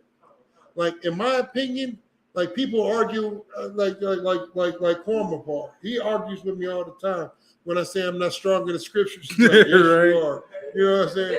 I'm like my strength ain't the scriptures, but in my mind, I can outwork anybody. Like I can outwork anybody. Right. Like you hear all the time. I'm here all the time. Right. You know? I like the physical part. And that's me. The main thing for my body. Like I like the physical And part. that's me. That's me. My reading sucks. Like my greatest strength is my strength. Right. Like I don't give a damn. Like that's why I told you you're doing mighty work. Because before we had troopers, before we had all that, I was loading up all the camp equipment. Like Captain Kaposh used to think something was wrong with me. Like we had that big old camp podium. I used to pick that thing up by myself. That thing was a beast. Throw it on my shoulder. Boo, boo, boo, boo. Throw it in the back of the truck. Blah. You know what I'm saying? Grab all the signs, everything, all by my lonely. I was the lowest ranking. Listen, listen. If I could do it for the oppressor out of slavery, I could do it for the Lord. Damn right. That's why I never like. Even if I get mad, I be like, I gotta think back. And when you remind me, I was like, and that's why I told you, if don't nobody else see, I see. Right. I see what you're doing.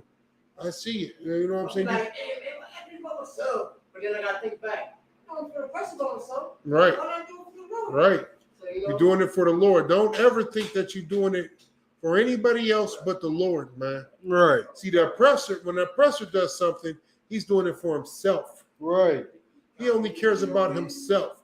The oppressor only does stuff for himself. Right. And I ask you, KK, everything that we do is for the Lord. Right. Everything. Everything. That's what keeps me going. But know that the Lord is reaping the benefits of this. Right now, you might think that you're teaching class. You might think that you're in class for yourself. You're in this for the Lord. The angels is giving reports. The angels is always giving reports. The angels like, yeah, Most High? Yeah, that nigga was in class. Yep, he was in there. He was getting it in. It was a mighty class. My brother asked good questions. He had good feedback. Mm-hmm. Yes, sir. Con out of one con. Con out of one con, sir. All right, if you need me, you know where I'm at. I'm going back to do my job. Right. I'm just saying this is a little different, but like I'm saying, Angels be like, Shalom, Lord, you. And hang up. You see that comedy show? Which one? You know what I'm saying, like Eddie Griffin? You know I know who you're talking about. But he's talking about like, hey, this nigga, I'm let you right now. He's talking about, hey, that's some niggas, you know what I mean? But that's Right. different though. It's not what guys you came. Right. Like, it was funny that. Nah, it's just the right spirit. This is the real, yeah, you know what I mean? Like, hey, you know, because like, you know what I mean? But then he's smoking weed and stuff, this and that. So, Right. I can really look at that, you know what I mean? And saying not to do all that. You know Right. I mean? But like, that's different. But I'm saying, like, it kind of reminds me of that, but like in a good way, because we're saying righteous stuff, you know what I mean? You saying righteous stuff and everything, so like it's different. Shit, man, I'm saying what the Lord told me to say. I'm doing what the Lord told me to do. Let's get some more on this real quick. Let's get ready to wrap it up. We went way in. The state rejects 90% of those who apply, including Edwards. When I reapplied, I was not able to be on it again because they told me that they didn't have. She said she the couldn't get funds for EBT. it. She couldn't But get the food state stamps. was dispersing She's a single millions mother more with of its 4 welfare kids. dollars, just not to families that And this is urgently for needed sisters it. to think In that they don't court need a documents and man. audit reports, the state alleges that the head of Mississippi's welfare agency squandered more than $70 million Stop. intended for children in poverty. They jacked off $70 goddamn million. Who the hell just jacks off 70 million? Sit down. Who the Raise up a city or army or something. who the hell? Dumbest thing ever. $70 million? How do you just squander 70 million? $70 million. You know, all that kind of They about to tell you. Go ahead. Boy.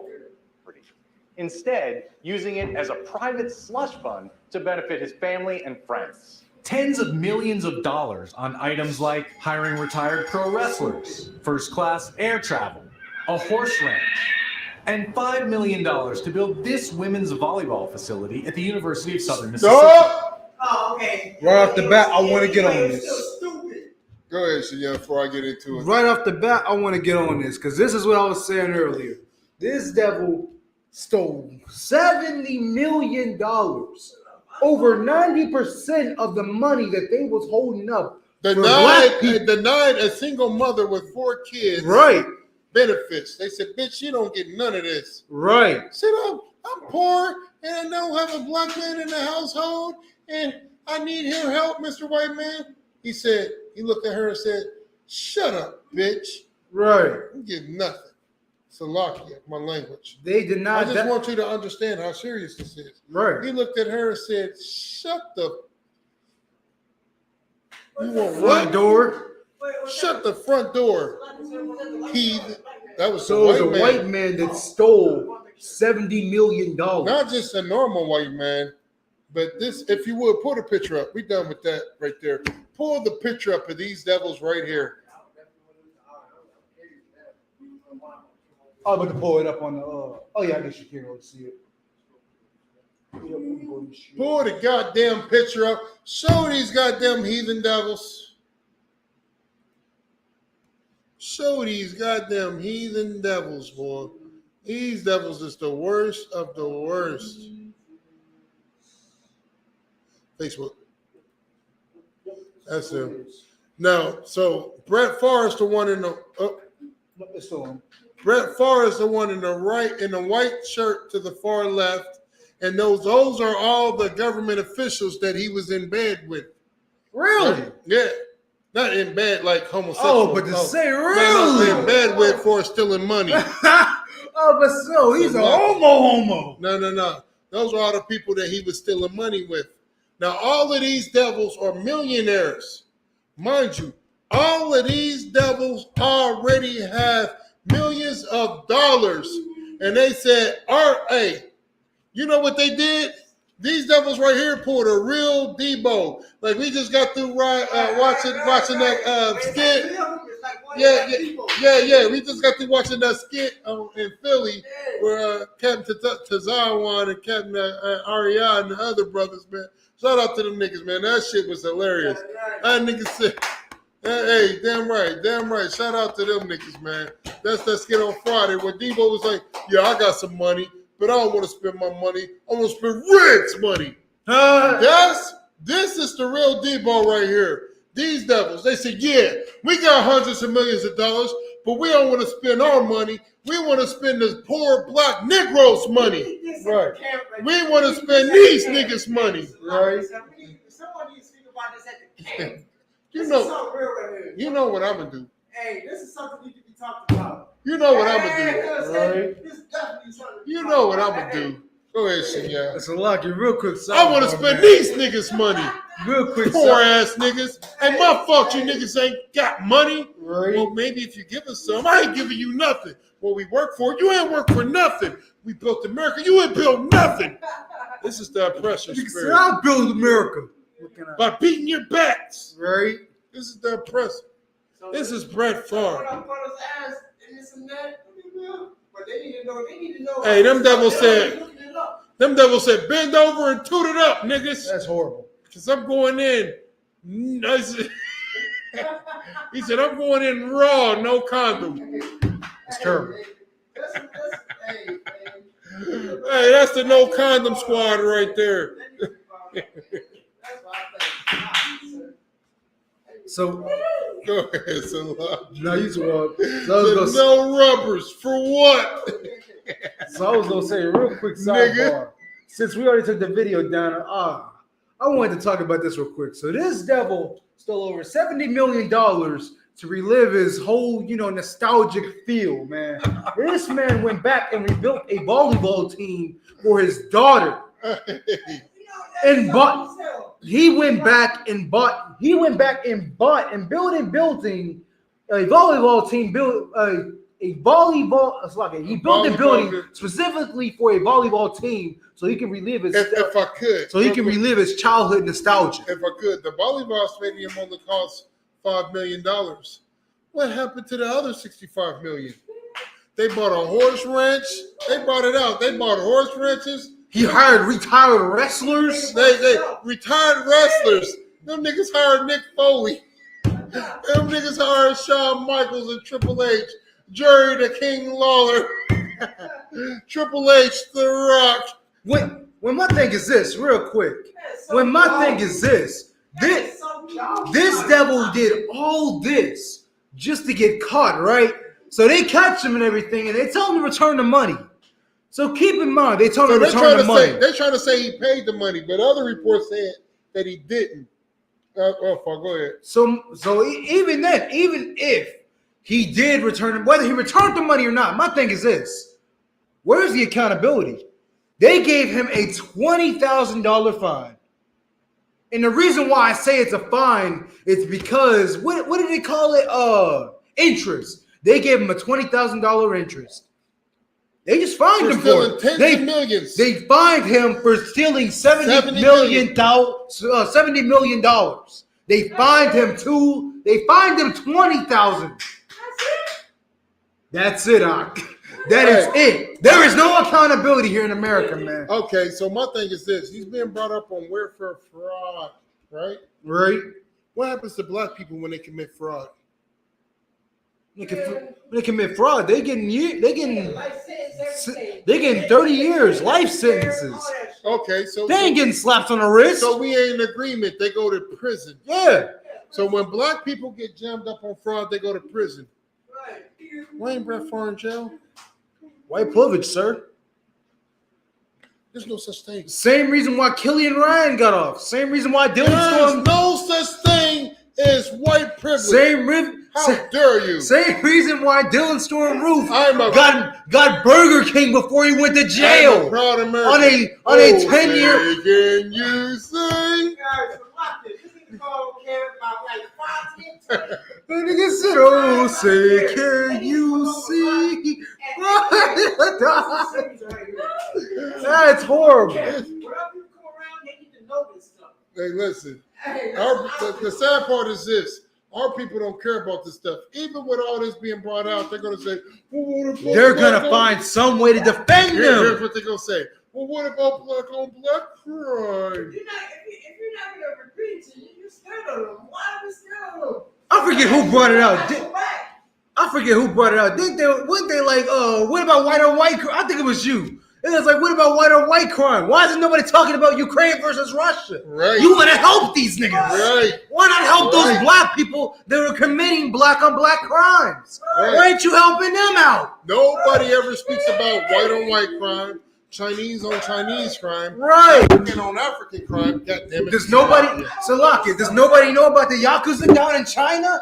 Does nobody know about these violent gangs down there? Literally the cartel of China. Right. They're running through, murdering people and keeping money hostage. They're literally just a cartel of China. Nobody's talking about them. Nobody cares. Nobody's talking about how is niggas suffering behind that? If niggas ain't suffering behind it, nobody cares. Nobody's talking about these niggas. That's like, you know, if you were mad destroyed. Yo. It's not that. I think they just mad destroyed. Damn right. So, Lock, if I could. Go ahead. All this stuff that we bringing out right here ties back to one specific root, man, and it's always going to tie back to this. Whether you know it or not, like it or not, understand it or not. And this is targeted towards you Christians out there that want to tell us to try to love everybody. Right. The oppressor is the goddamn devil, the Bible speaks That's of. right. And it is never going to change. He is never going to change. No matter how much you want to, no matter how long history goes on, or no matter how much you want to paint it. The oppressor is never going to change from his wicked roots. The scriptures say he was a murderer from the beginning, and it's never going to change. It hasn't changed since Genesis, and it isn't going to change for Lord knows how many years later. Why do you all of a sudden expect to be this year of change? Hey, so like if I could, let's get Obadiah.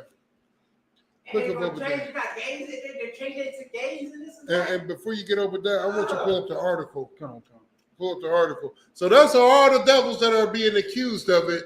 And I want you to remember this picture. Oh, my fault. No, go ahead. Go ahead and pull up the article. Remember this picture because we about to get into it. I want you to pull up the article. Go ahead, Mighty Man. Damn right. Okay, you know, like they snap the stage, and this year, that year, and now they try to make it into this nothing but the gays now. That's gonna be the new generation. That's what they're trying to do. Of course, that's what they try to do. That's why Hispanic Heritage Month was so big because they pushing it with the gay agenda. I got the article. They want everybody to love it, but that's it. Right. Damn right. If you would, I want you to pull the book of Obadiah. Let's start at. Let me get there with you. I know I want Obadiah 1 and 5, but before we get to 1 and 5, I guess we can start at the beginning. So let's get Obadiah 1 and 1. So Obadiah 1 and 1. The book of Obadiah. I got it. I was telling the brother, the book of Obadiah, that's going to be in the Old Testament. I believe it's in the Old Testament. Obadiah, it starts with an OBA. OBA. Oba, and then Diah. D-A-A-H. I believe. One, it's only one book in Obadiah. Oh, snap. So it's going to be one. It's going to be one, and I want to start at 1 just so we can get into it. So I ain't going to stop you until you get to 5. So let's get Obadiah 1 and just fly through it. No, I was talking to Shinya. No. You just follow along. You want me to go and get it? Yeah, go ahead and get it. This is the book. I'm going to find another scripture for you to pull, Mighty Man. This is the book of Obadiah, chapter 1, verse 1. The vision of Obadiah. Thus saith the Lord, God concerning Edom. We have heard a rumor from the Lord, and then an ambassador. Hold on, real quick. If you would, Mighty Man, I want you keep your place at Obadiah, but I want you to pull Job 9 and 24. Job 9 and 24. The book of Job, boy, that got me through dark times when I first came into the school. Book of Job, I said, God damn, if this nigga can suffer. That nigga said it was like antidepressant medication. It was. It got me through some dark times. The book of Job was better than weed when I was in the world. You hear me? Right. I looked at the book of Job and I said, if this nigga can suffer, who the hell am I to complain? J-O-B. Yep. The Book of Job looking at. Right. Yeah, just think of it like that. The Book of Job. Yep, 9 and 24. All right, how were you at? Go ahead, Shinya. Let's get it. And an ambassador is sent among the heathen. Among who? Among the heathen. Listen, we here to report the news. Keep going. Arise ye, and let us rise up against her in battle. Damn right. We at war all day, every day. Keep going. Verse 2. Behold, I have made thee small among the heathen. No, nobody respect the oppressor more than blacks, Hispanics, and Native Indians. Right. These other nations don't give a damn about the white man. Even a white man don't give a damn about the white man. But we want to keep. See, the white man doesn't give a damn about the white man. No, that's all good. Right. Damn right. We the only ones to keep boosting them up. Right. Like he's somebody special. We Right. keep hyping this nigga up like he's in a rap battle when he says some hard lyrics. I was literally about to say that. I'm like, we are literally the hype man that stays in this man's corner no matter what it, no matter how many times he done slapped us, no matter how many times he done left us on the side of the road, no matter how many times he done called us a nigga or a nigger with the hard ER, no matter how many times he's disrespected us, we still the hype man. Mm-hmm. Right? And say it right. Call me a Judite, nigga. Damn right. I see you, Mariah, clapping it up. Right. You know who you is, huh? That's the shirt I made for you. Right. You're welcome. You should have known she was going to ask for something. Get you some chips and drink you some pop and let me finish class. Right. We rocking it out. We in this thing. Right. We over the time, let me, but we rocking it out. I'm only 15 minutes. We'll be all right. Turn up. Go ahead, Mighty Man. Salaki. No, you good. Thou art greatly despised. Verse 3. I thought you were going to say something. I mean, I could. Greatly despised. Who the hell gives a damn about a Brett Favre? Right. This nigga sending raw pics to chicks that look like they might be Negroes. Right. I don't know because I didn't Google it that deep. I tried to find the basics, but the white man protects his own. They hiding him. They protect their own. Right. They protect Brett Favre. They protect Peyton Manning. They protect Tom Brady. All of these devils. How do I say it? All of these devils have blood on their ledger, which means no matter what they do, they are guilty of something. Right. Go ahead. It's why like football, because like you know, a nigga killing it. It's always a white man. Every black goddamn quarterback, well, he just runs. He can't really sit in the pocket and throw. It ain't my fault you goddamn devils can't run. Right. I want you to make sure that you can't run when the Lord comes back. Right. When the Most High Christ returns, I want you to have the same spirit. Don't have the ability to run. It makes my job a lot easier. Just go ahead and hop in your bunker, dig down deep in the ground so I can root you up. Right. I'm going to enjoy it. Man, I'm finna water ship down these people. Hey, listen, I might ask the Lord for some magneto powers. I just bring up the metal thing, bring up the little metal bunker out the ground, right. And then just do this. Just crush it, huh? And then toss it at the school of white kids. Hey, and throw it in the outer space. You want to be like the eagle. That nigga said you want to white be man like just the beat through eagle. the orbit. Just floating. Right. You know what I'm saying? It's like the Cowboys, ex-American team, right? But it's a black man running it. And they don't want him to win. They don't never want the black man to win. No, it was a black man running it, right? So Jerry Jones, he's the owner. If the running back is black, of course it's always a nigga that carries the team because the running back carries the team. Right. The running back is always black. The quarterback is always white. When they had a nigga quarterback running it, he was actually winning games. They just weren't making the playoffs. Right. Who? Prescott. Zach Prescott? Yeah. Ain't that the name? Google that real quick. Zach Prescott. I'll Google it. That's just cool. I got it. I think he's black, right? I don't know. Let me just find out who the quarterback of the Cowboys is. Just Google that. Quarterback of the Cowboys. But he never gets to win. They're like, I got Dak Prescott. I'm looking for Zach. It's like Was it Dak Prescott by any chance? That's him. Okay. That's him. That's Yep, football quarterback. He's a nigga. Yeah. I think he's married to a devil. He might be married to a devil. And if you got white cooter that you laid up with every night, you're not gonna win a goddamn thing. Yep, Ryan Dakota Prescott. Huh? Ryan Dakota Prescott. That's who he's married to? No, that's his full name. Who? Ryan Dakota for Dak Prescott. I know, right? Yeah, he's got to be. Oh yeah, he is. What is his dad? What is his father? Is his father white? That's a good question. I'm guessing his father's white. Right? No. It's America team. But that's why they're always fucking losing. Salaki my language. Salaki. Yep, he looks like a nigga to me. He looks like a nigga, but is his daddy white? Nathaniel Prescott. That sounds like a nigga name. Right? But did they show a picture? Yeah. Is he black? Yeah. That's his daddy? That's his daddy.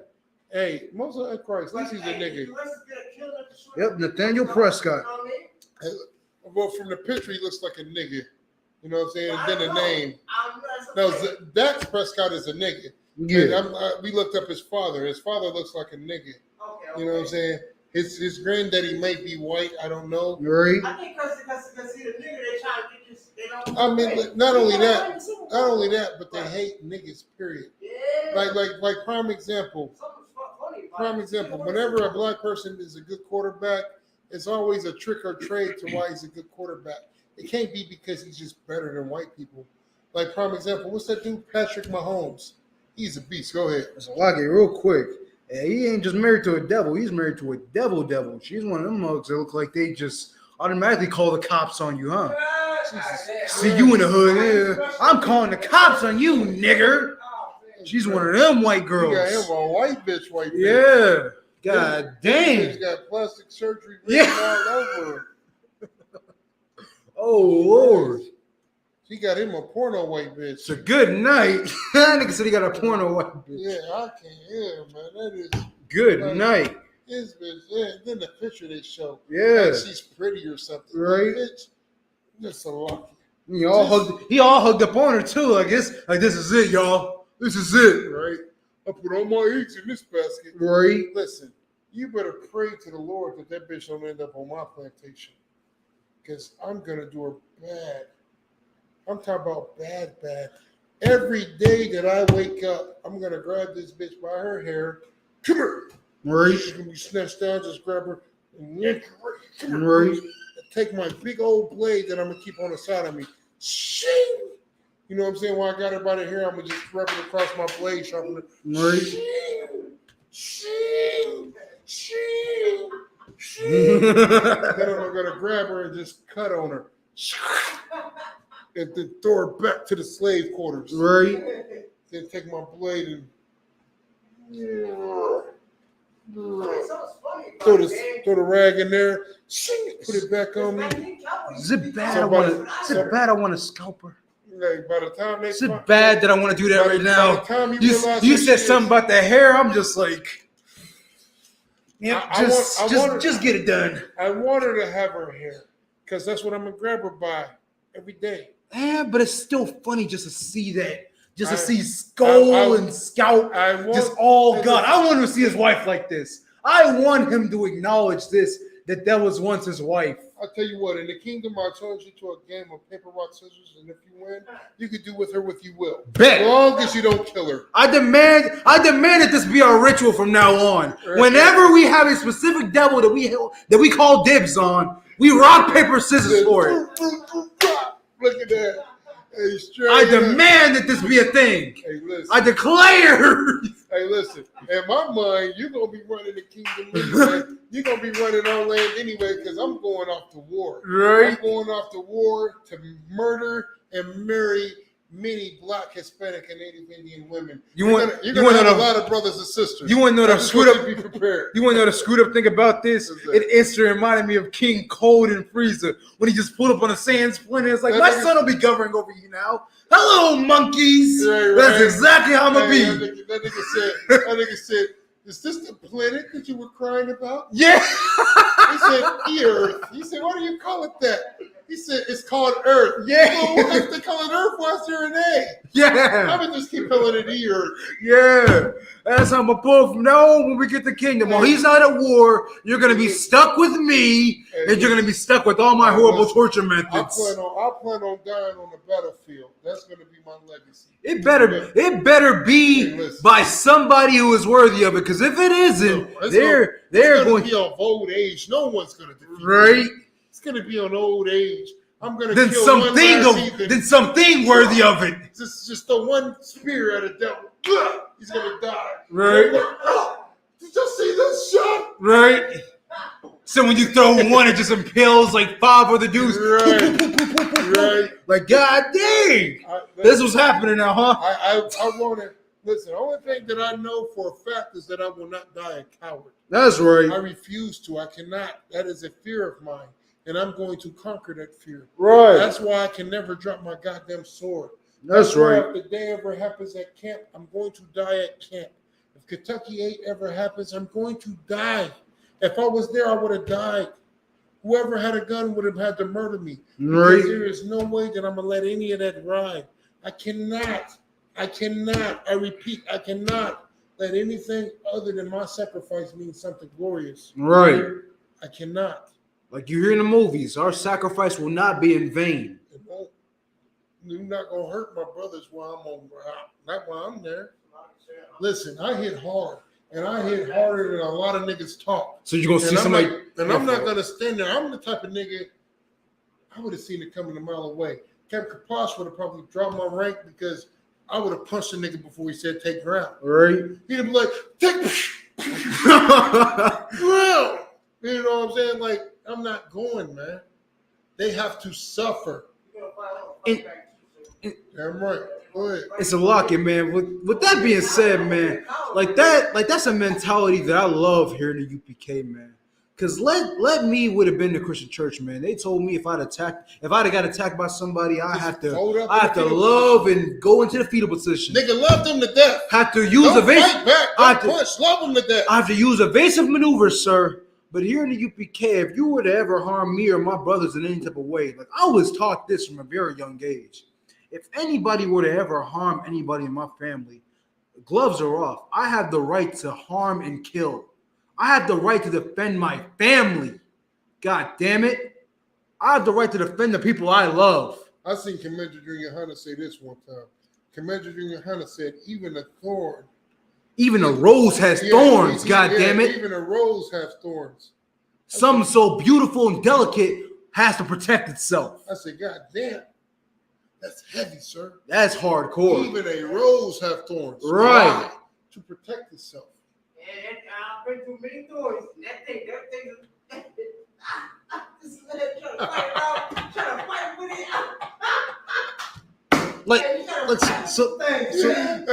Nigga petty. So look, if I could real quick, that's so heavy, man. Like real quick, I know this is completely off subject, but that right there is heavy to me. Because when you look at it, like when it comes to the animal kingdom, man, you understand when it comes to docile animals. These are some of the most armored up and most bulky built animals ever. An elephant. The anteater. I was saying anteater. This nigga only eats ants. And will slap you to death, literally. He will go to war with a jaguar. He will murder a jaguar. He will open hand you to death. This is his defense mechanism. Right. This is what he does. Hey, what's up? He welcomes you. Hey. Open arms. That's funny. That's exactly what he do. What's up there? Yeah. What do you want to do? And if you try him, he is going to murder you. This is a docile animal. This is the defense mechanism. Come at me, bro. Yeah. What you gonna do, bro? Huh? What you gonna do? That is their defense mechanism. Slap your head off with claws this big. With this big, yo. About as big, about like this horn right here. Right, that's his claws. His claws just come at me, bro. And it's 5 on each hand. So you got to deal with 12 of the mugs. Right. Like that's the crazy thing, man. Even the most docile of animals, man, are the most dangerous. Can become the most dangerous in situations when they are required. But yet and still, you niggas die in peace. I was about to say, but yet and still, you still tell a nigga to die in peace. You still tell us to to not cry out and spare an eye. You niggas don't be mad at Brett Favre. Right. Why are you mad at Brett Favre for, you niggers? Why you mad at Killian Ryan? Why you mad at Dylan Storm Roof? Why you mad at these devils? What's that devil that killed Trayvon Martin? His name was something Z, start with a Z. Who gives a damn? I was gonna say Philando Castile, but that was a brother. I prayed die tonight. Right. All these devils, every one of these devils. I pray Brett Favre die. I pray his daughter dies. I pray his alma mater burns to the ground. If they're not black, Hispanic, or Native Indian, I pray they don't survive. Just to add a little bit salt to the wound, I pray that he watches every single one of his loved ones pass away at a slow and agonizing rate, as they have done for every single black, Hispanic, and Native Indian, man. Like, man, I hope they pass away at a snail's pace of a rate, man, so you can watch them suffer, man. But back in the day, didn't the white man used to rape their sisters and everything? Yeah. And they want to still get with the white man? They still do it. They still do it now. You know what I'm saying? They still do it now. That's why they're like child. Like, I'm sorry, sister, if y'all watching, but they used to rape y'all back in the day. I ain't sorry. They like goddamn kids. Listen, we not sorry for bringing out the truth to y'all, They man. like goddamn kids. I don't even get into this stuff. I just snapped on my rib today. So like, I love her to death, but she asked me some little kitty shit, and I forget what it was. But matter of fact, I remember what it was. I was talking to you. Oh yeah. Remember, I was asking you was talking questions, to me, and she's answering for you. Yeah. And this is what I said. This is what I said to my rib. Like if I could. This is just how my household runs. I'm talking to my son, right? Now, technically, right? My son outranks my wife. He does. He outranks every woman. He outranks his mother. In my eyes, he outranks her. If I'm talking to him, I'm talking to him. I don't need you to cuddle him or baby him. He can answer for his goddamn self. I'm asking him questions, and in her mind, she has to protect him from me. Right. She's like, he's on a tear. He's on a rampage. You know, and if anybody knows, my rib, her nickname for me is Ike Turner. She calls me this in front of everybody, which is funny. Because I'm like, I told her, I said, the next time you call me Ike Turner, I'm going to really step the shit up. Because that's what Ike Turner did. Right. Ike Turner, he was known for slapping bitches. So like about language. But he was up Tina Turner. He was known for slapping women. Hey, right? He put his hands. Just do that all upside the head. Exactly. All day. Whatever made him angry, he would put his hands on her. Right. I've never put my hands on a woman. I listen to what I'll tell you. I've never put my hands on a woman. Right. Hear me out. Hear me out. Listen, I haven't. I promise you, I haven't. I've never put my hands on a woman. Feels like you want to though. Hear me out. Hear me out. Hear me out. I want people to understand this. The clear difference. I've never put my hands on a woman, but I slapped the dog shit out of a bitch. That's right. So, that's right. It's a lot here. I believe in equal rights. You put your hands on me, it's ugly. It's a lot, it's sir. ugly. Real quick.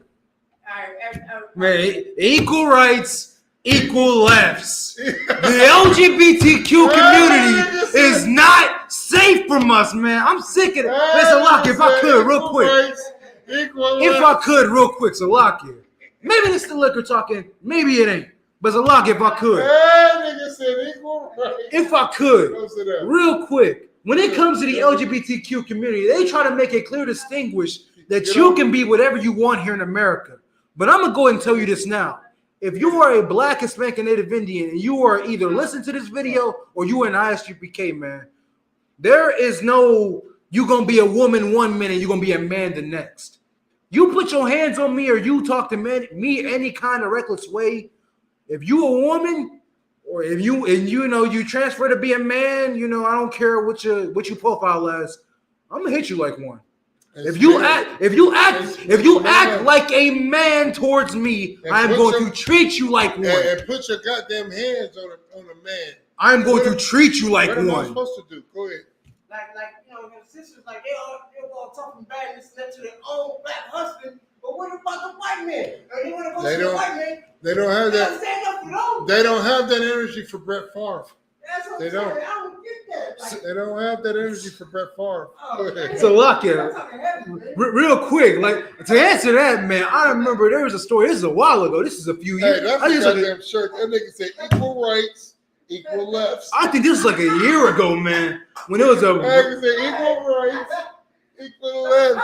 Bitch, don't put your hands on me. don't put your hands on me, woman. Don't put your hands on me, man. Said it's ma'am. Nah, it's sir right now. It's at this very moment that you within the 5 seconds it took you to swing on me. It is sir. It is Hey, man. Since you knocked her out, I knocked him out. So she was pregnant. He was pregnant. Her son was watching. His son was watching. His son was watching. That's what you're saying. You watch your daddy get knocked out? Yeah, straight up.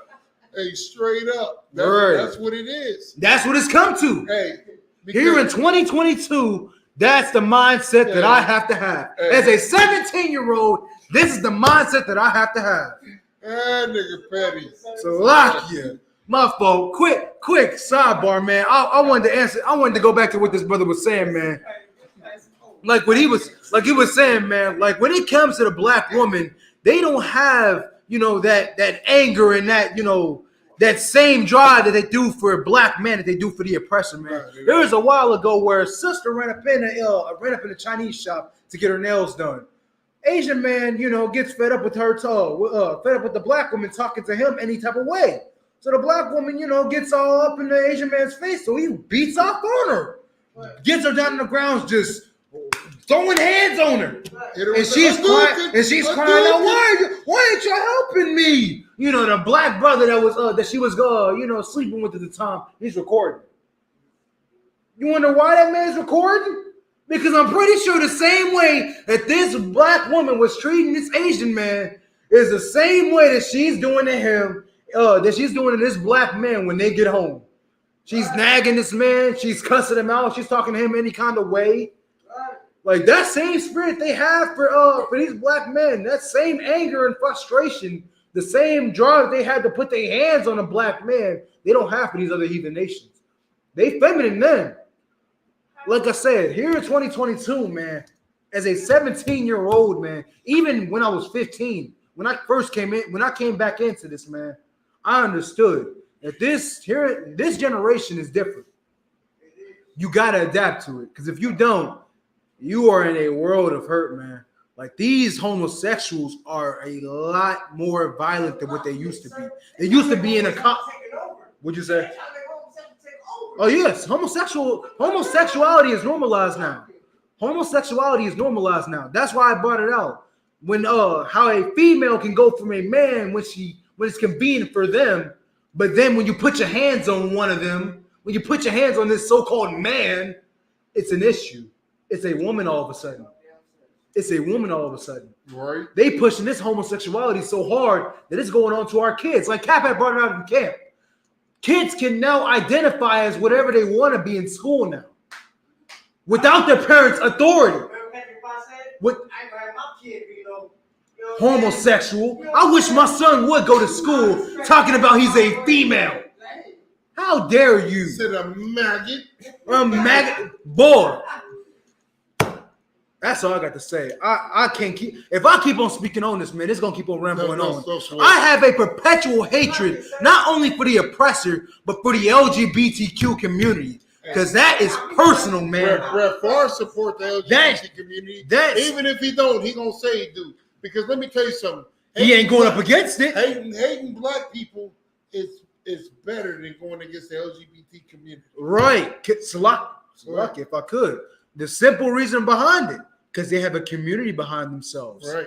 Black people are so blinded and so, docile compared to what the oppressor is, compared to what these other communities are, that we don't see the bigger picture. We don't see that these, homosexuals are grouping together and coming together as a nation. But yet and still, we still find some reason to hate another black man or another black woman. I'm gonna get to that in just a second on the article. But since Make sure you get the article ready. Go ahead. Gates really that? They always got like the AIDS spread. Yeah, man, they got AIDS medicine commercials. Yeah. Nowadays. That shit crazy. They're always on it. Talking Right. about, oh, this is that. They're talking about this financial, or whatever, you know, man, like this short, whatever it is. You know what I'm saying? You know what I'm saying? They always say all kinds of different stuff. Man, I see that. I stuff. see it all the time. I'm with you. Right. I'm with you. You can't watch a YouTube video without seeing a homosexual. Oh man, so Hold on. Let's get to. Go ahead, Shaq. real quick, I'm Salakia. Damn it. Salakia. You said Hold on, hear me out. That's why we ain't got no word faster right you now. said some got the ads, man. I can wait. I can wait. No, go ahead. Bring it up. Then we get to the. Salakia. He said something about the ads, and it instantly made me jump right back onto the homosexuals, man. Man, they're promoting these drag queens so hard, man. It's so foul and disgusting, man. That's what I'm afraid for you Halloween trick or treaters, man. Nigga, they gonna be dressed Like, up like drag. that's what I'm saying. That's what what you this year. I'm RuPaul. Yeah, that's Mexican. That's why I'm afraid for you people, man. American. Like, man, they are promoting homosexuality so bad, man. Every single time I get an ad on Facebook, they got gay tests now. They had tests with ads to see if you are gay. Take the gay test. If you have to take a test to see if you're gay, I don't even have any words for you. I'm just shaking my head. Who takes a test to see if they're maggot? You're a lost cause at that point. There's no going back. I almost did something that was gonna get this channel suspended. You know what I'm saying? Salaki, I'm gonna just do it like this. Peace. Right. I'm just do it like this. Peace. Ain't no maggots around here in the UPK. Let me tell you something. Here in the UPK, we love vagina. That's right. Vagina. Like you said, if one of them she say something to your kid, you better be careful because it could be something poison. And you're going, you know what I'm saying, for like a 5-year-old or something. You're going to take to the head. Yeah, that's like, you know, like back in the movies, poison, like, Batman, like, I'm not condoning violence. I'm just saying this. So lucky, man. If I could, like he said, I am in no way condoning violence, but as an older brother, not even as a father, as an older brother, I wish a homosexual would come up to my sister, my 4-year-old, soon-to-be 4-year-old sister, and somebody's talking some homosexual stuff, and my mother's agreeing with it. I wish.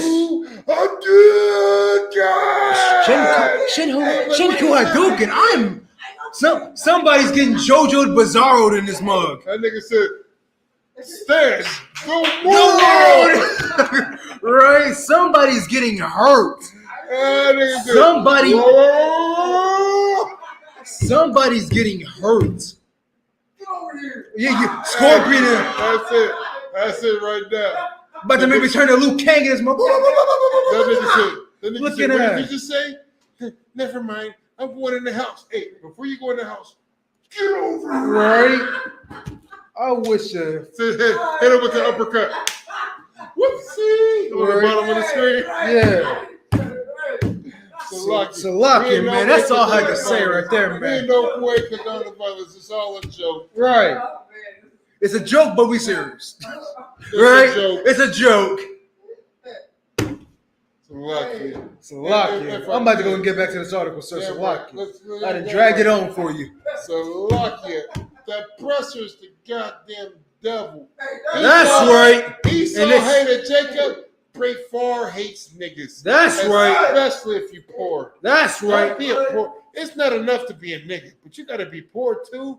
Let me tell you something. I don't know a nigga that ain't poor. Right. I know about rich celebrities, but I don't know them personally. Do you really consider them niggas at this point? All the niggas that I know are poor. I consider them niggas by blood. By blood. By blood. Not by works, by blood. It's a difference. You know what I'm saying? And we have to leave the door open for them to be able to repent and come back, because it ain't our jobs right now to charge them guilty. You're right. When that sky cracks open and them horns blow and we get ready for the war, it is my job then to hold them guilty. Yeah, you right. And that's only if I'm worthy for the Most High to say I accept him as one of the 144. That's right. Because that's what we're working for, the 144. Commander Junior Hunter said that he don't want to see anybody die. He don't want the 2/3 to die. He wants everybody to be accepted. And I understand it, but it's so goddamn hard. It is extremely hard. You want to love the white man for every goddamn wicked thing that he does. It does. No. It makes a lot of sense why it's so hard. Now I'm starting to see it. When I'm in the truth, like I didn't know. We at camp. Why do you hate white people? Right. It makes they give us opportunities. And niggas, what did that nigga say? A devil walked by and told us to shut the hell up for bringing out the transgressions that his ancestors brought upon us. I'm gonna have to ask Captain Kosh. If that's, I'm gonna have to ask Captain Kosh for that video. But yet and still, we can't hate them. Hey, listen. We can't hate them. We can't even dislike them. Hear me out. According to mainstream media, because when you hear the word hate, you automatically associate it with the oppressor's hate. With violence. Like with right here. With murder. Right here. Look at this devil right here. Brett Favre. He's the one in the Green Bay Packers helmet. He hates at a different level that you don't understand. So when you say hate, you associate hate with what he hates. That's right. You associate hate to how he hates. Right. It ain't even that. Not even that, but you know, I'm trying to find a better way to say Like I said, I'm gonna have to give a Captain Kaposh because like what you bringing out is heavy. When that devil said, "Shut the F up," right, I lost it. And I know I said a lot of things that can't be put on camera, but the things that can be put on camera. Awful when you said it one man, I was like, "This motherfucker." Hey, straight up. Hey, did I not lose it? I lost it.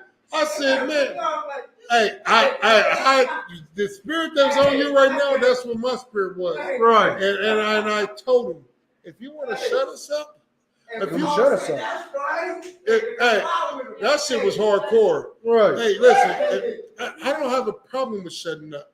Just come shut me up. That's right. That's all you got to do. I will shut up right now. But you just got to be man enough to come shut me up. Right. Shut me up. I seen him when he went down there and he got to talking. Man, listen, I be out there. Listen, if Captain Kaposh ever put my whole camp speaking out, they would shut down all our Facebook pages. Every single last one. Because listen, I do what they call inciting riots. I be out there. Listen, my goal be out there. It's basically a flaunted version of provoking white people. I'm not provoking nothing. Everything I say is straight out the Bible. No, it's straight out the Bible. A biblical way of provoking people. It's straight Let's out the put Bible. it that way. That's what it's gonna be from now on.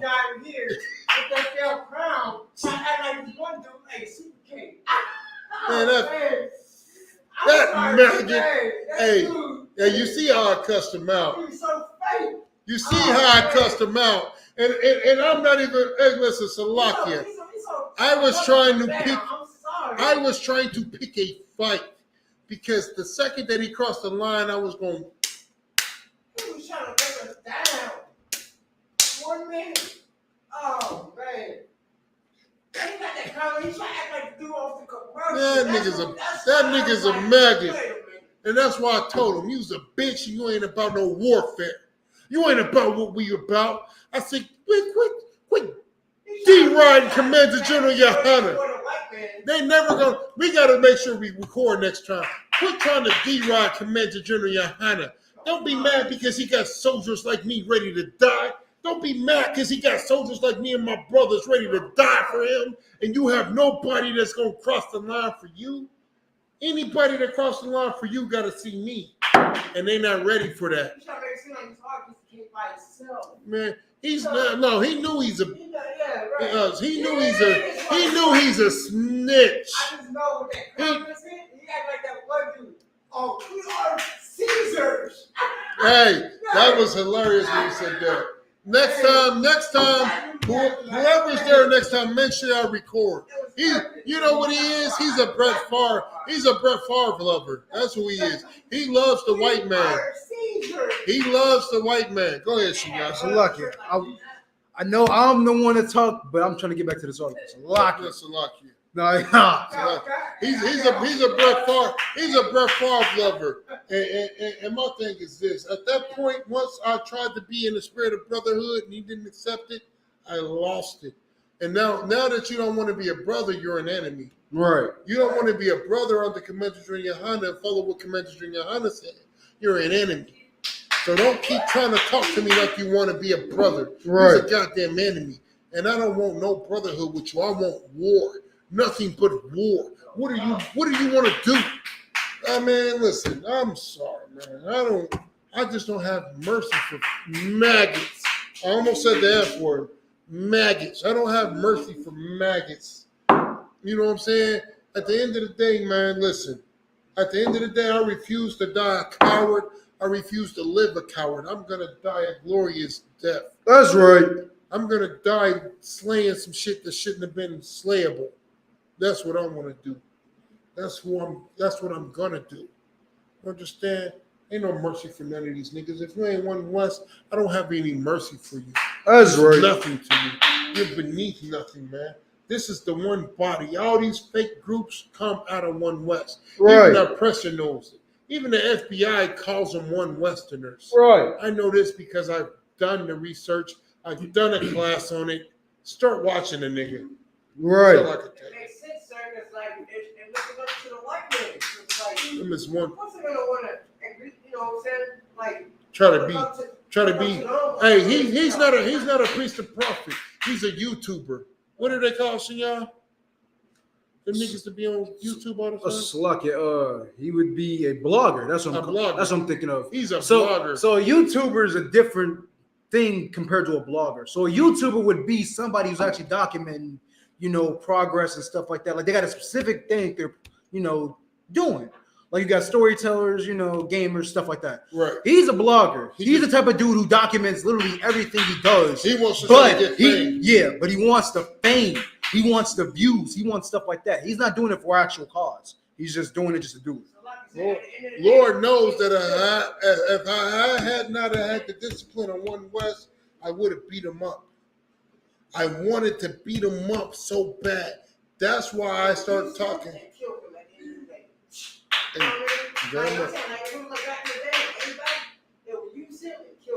Listen, old me wouldn't even gave a damn about what he was talking about. I'd have told him shut his punk ass up from the beginning. You get what I'm saying?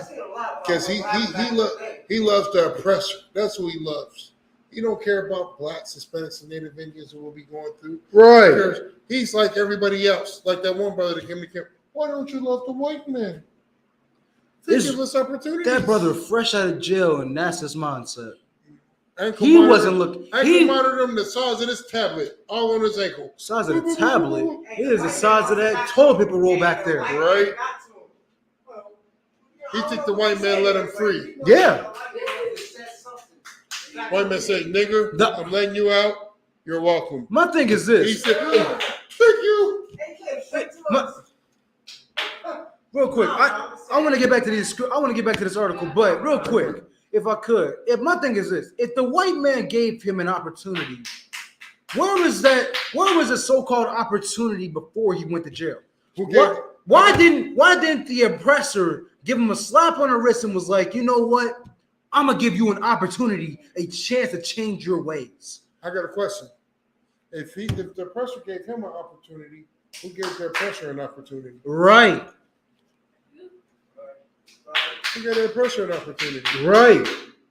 Because everything the oppressor has came off the blacks, Hispanics, and Native Indians, which we're about to get to in this article. That's right.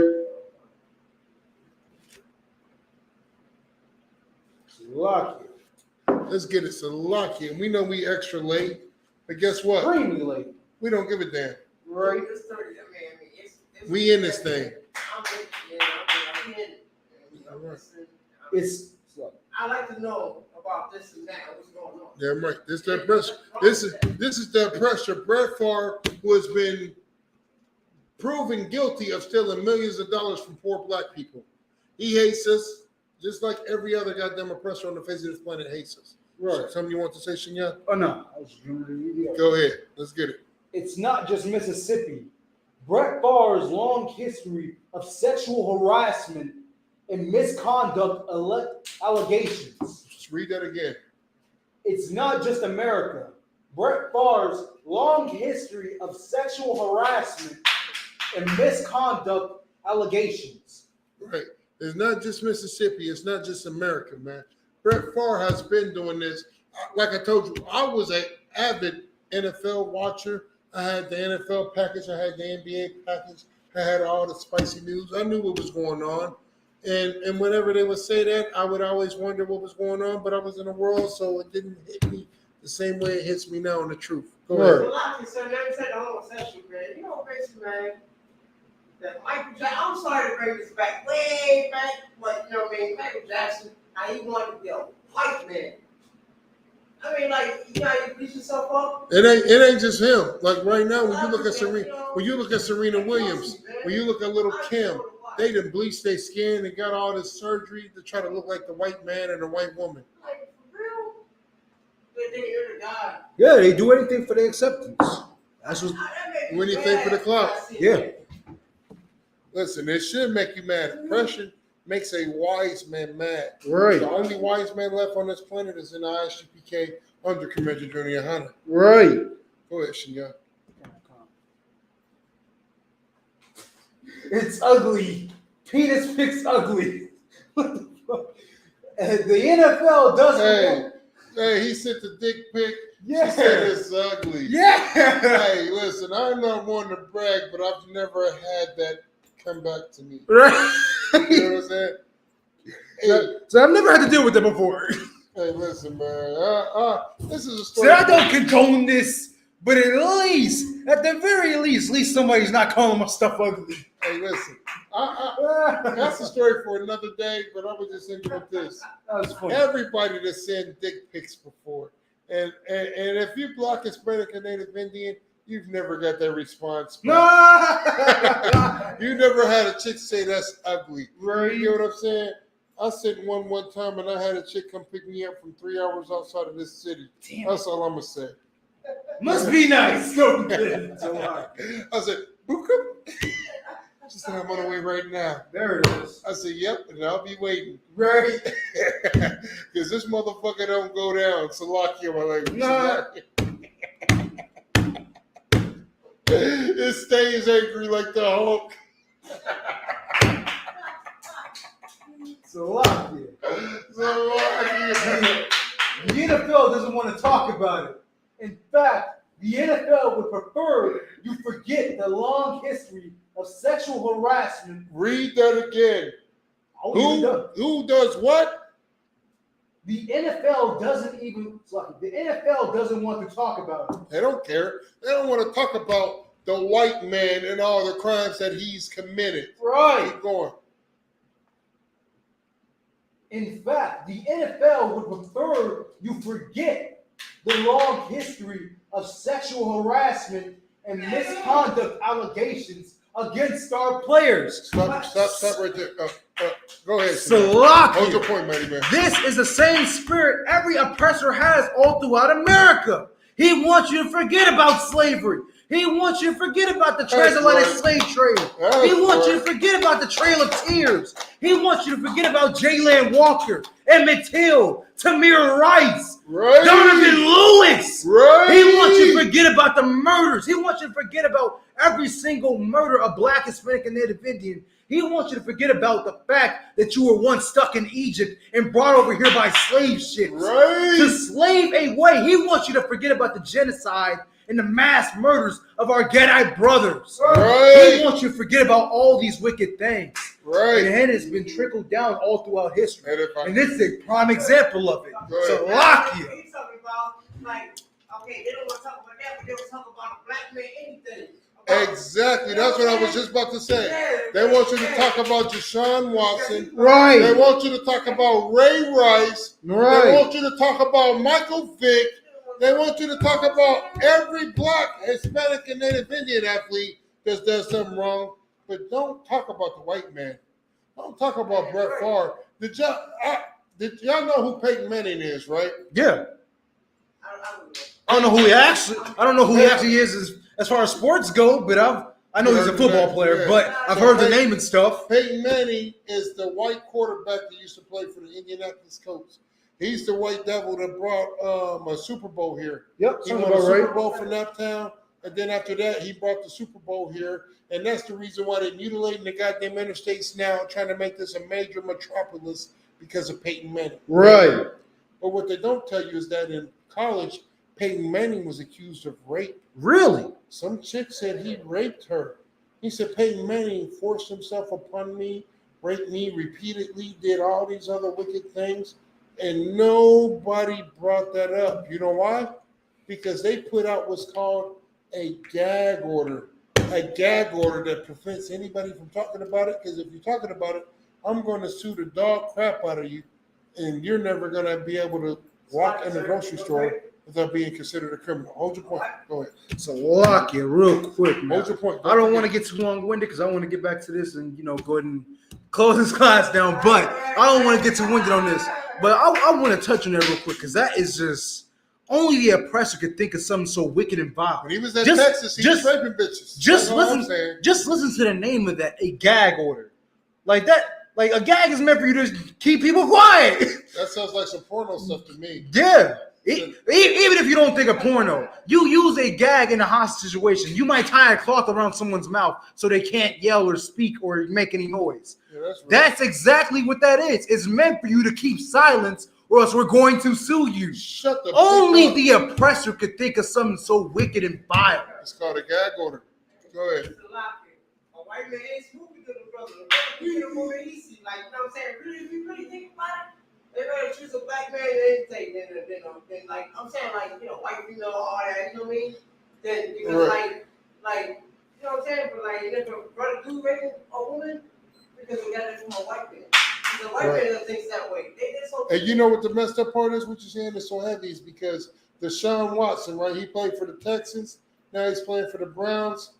And they just suspended this nigga because of allegations. Not proof. Not an actual. Not proof. Or evidence. Not proof. No evidence whatsoever. Allegations. Because somebody said it. Because some devil chick said, hey, yeah, he sent us. He did us how Brett Favre did bitches. He did to us what Brett Favre did to women. And they said, well, this nigga got to pay. This nigga got to suffer. How dare this nigga? So now he's suffering behind it.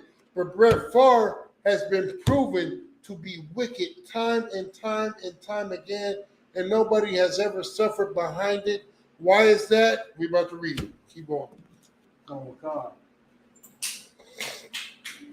The NFL would prefer you forget the long history of sexual harassment. Read that again. Read that again. The NFL would rather you forget the long history of sexual harassment and misconduct allegations against all-star players. Stop right there. Now, when it says all-star players, they mean the white ones. Right. They want you to forget all that crap that was brought up against white players. Black man, they won't forget it. They won't talk about it for years. Everybody know what happened with Ray Rice. Ray Rice was blackballed from the NFL because he got in an altercation with his wife, right, in the elevator. She's attacking him because the black woman is programmed to attack and fight and try to destroy the black man. The black woman is programmed to be the woman king. Right. Like this goddamn movie that they got coming out. She's stronger than a black man. Right. So she's strong. I don't like that shit. Damn right. You're not supposed to. Show me in the Bible where it's allowed. That's not allowed nowhere in the Bible.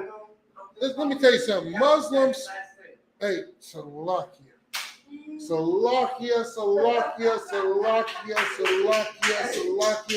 I'll say it again before I go on to what I'm about to say.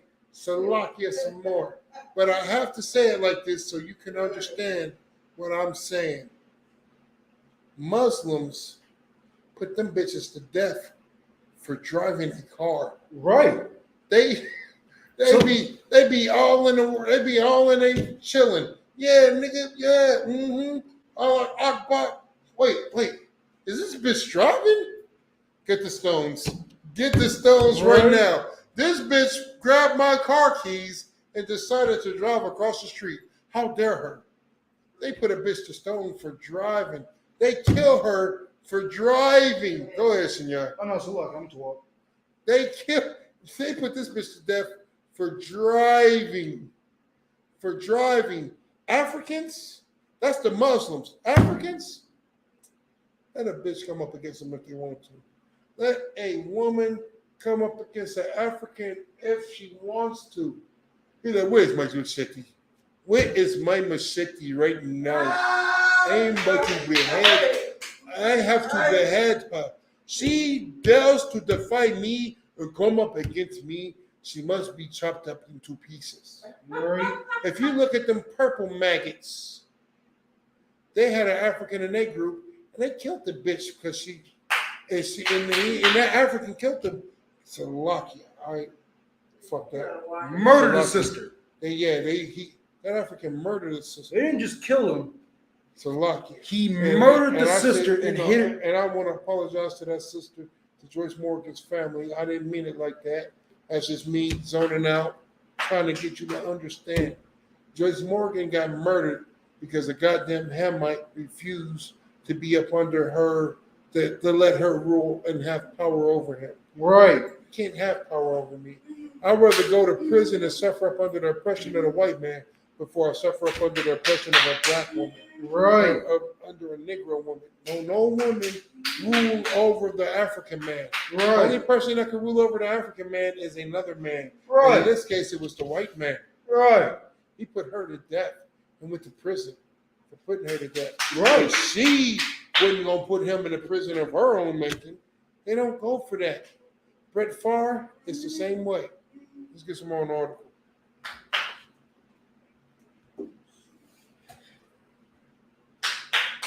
With the recent allegations against Brett Favre involving misappropriations of welfare funds. Them devils said misappropriations. Mother freaker, did you mean stealing?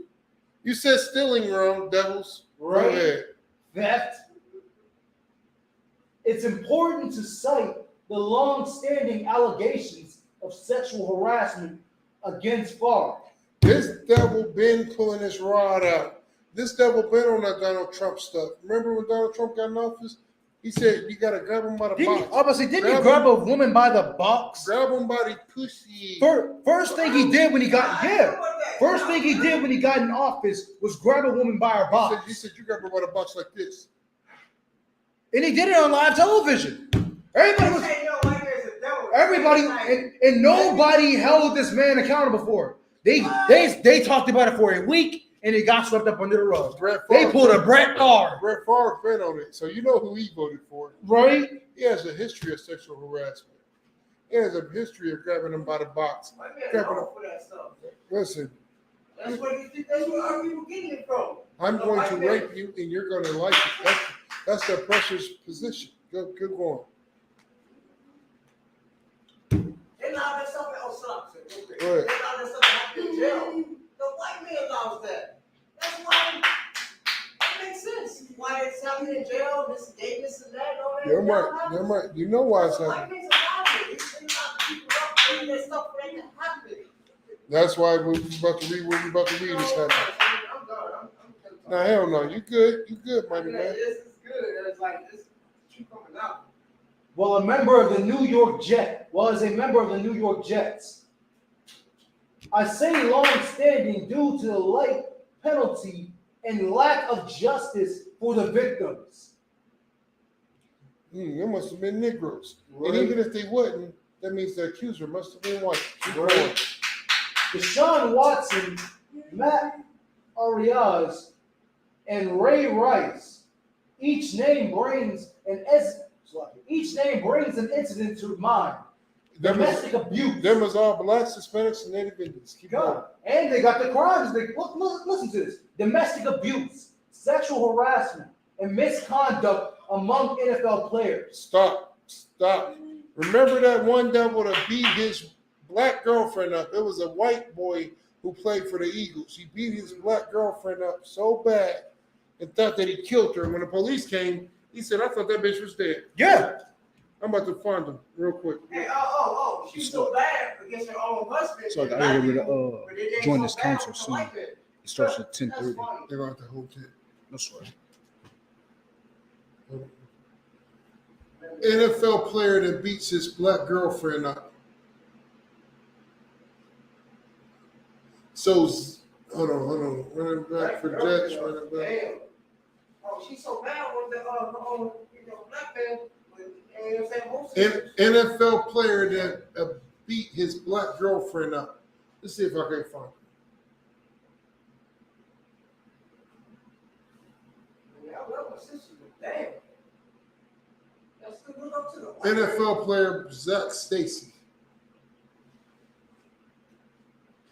Nope, that's not him.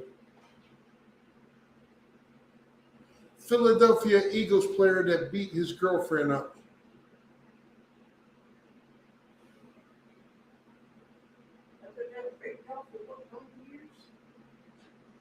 Football player. Hold on, let me make it clear. White football player that beat his white girlfriend up. That was black. If it was. White football player that beat his black girlfriend up.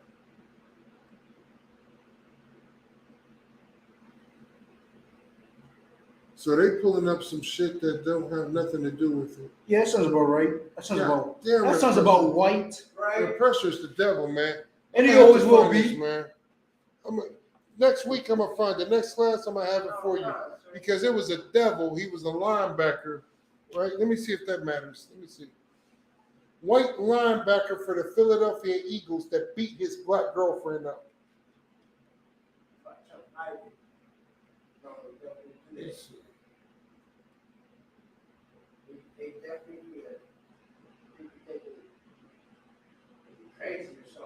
So when I was first Googling it, it was a bunch of black. Oh, Chad Willer. Hold on, let me see. Chad Willer, NFL football player.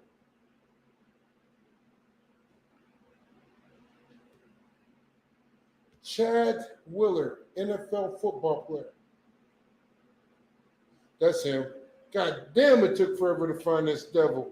And the crazy part is, when I was saying that, it was Ray Rice popping up, all type of other black athletes popping up, but they refused to let this goddamn devil pop up. And I guess that was my fault because I said Philadelphia Eagles, so he played for the Seattle Seahawks, it looks like, and the Giants. Let's get this real quick, Shania. Oh, hold on. Thing is, a lot of people don't know a lot of names unless you really watch football. Because a lot of people don't pay attention. They don't really get high, this and that. So right. So this is the devil that choked the black sister out. And when the police came, he said, shit, I thought she was dead. That's what he said. He said, I thought I killed her. I didn't know she was still alive. I'm surprised she ran out the house and called y'all for help. Thought I killed this bitch. So lucky. Go ahead. Come on. Chad Willer is a former American football offensive tackle. He played college football for the USC Trojans. Trojans football team in 2012 and 2016. USC. That's what they call that. Keep going. At the end of the 2016 season, he was selected as a first-team All-Pac-12 player.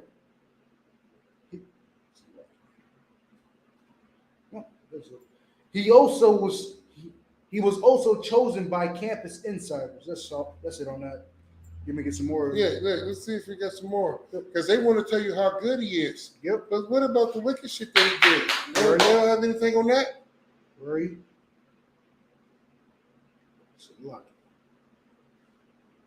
He was chosen by Campus Insiders. In college, he suffered multiple collisions. Let me see. Lucky, not collisions. They don't want to. They don't want to tell you about the wicked stuff. They're just going through a bunch of different stuff. They want to tell you about his life story. Read this part right here at the very bottom, when it says from right here, Seattle Seahawks from 2019 to 2020. Come on. Right there at the bottom. That's it.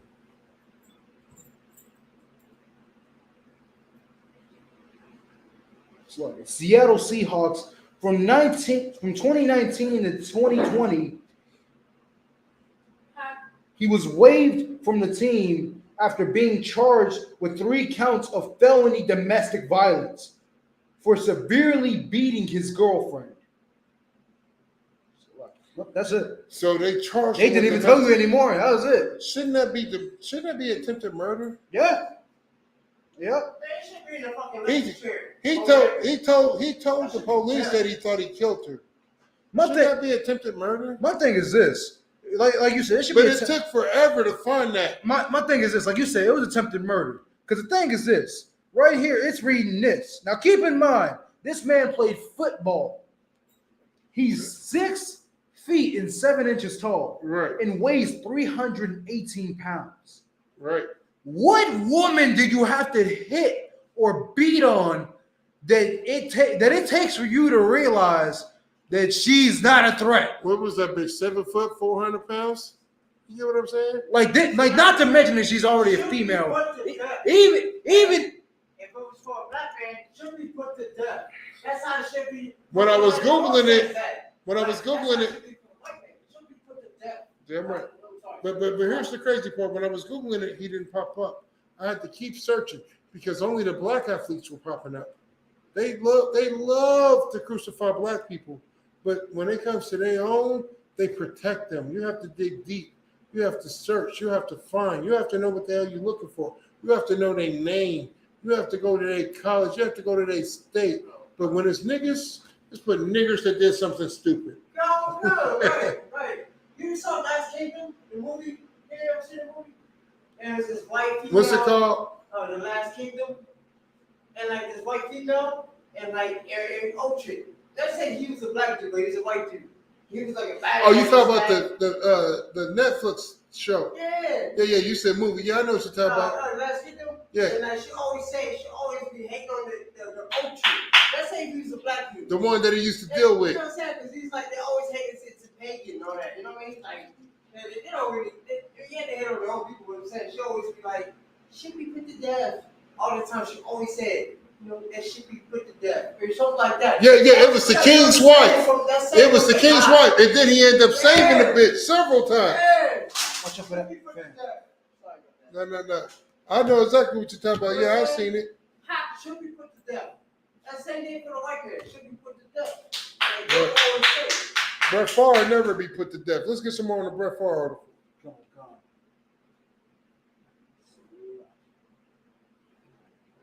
Before these guys, it existed. It just wasn't being caught on video as often. Screenshotting a text message wasn't an option in 1996 when Brett Favre won the Super Bowl with the Packers today. Keep going. Today, Brett Favre is 52 years old. In 1996, he married Dina, I guess. Keep going. And they have stayed married. Brett Favre, a grandfather, while he was still starting quarterback, while he was still a starting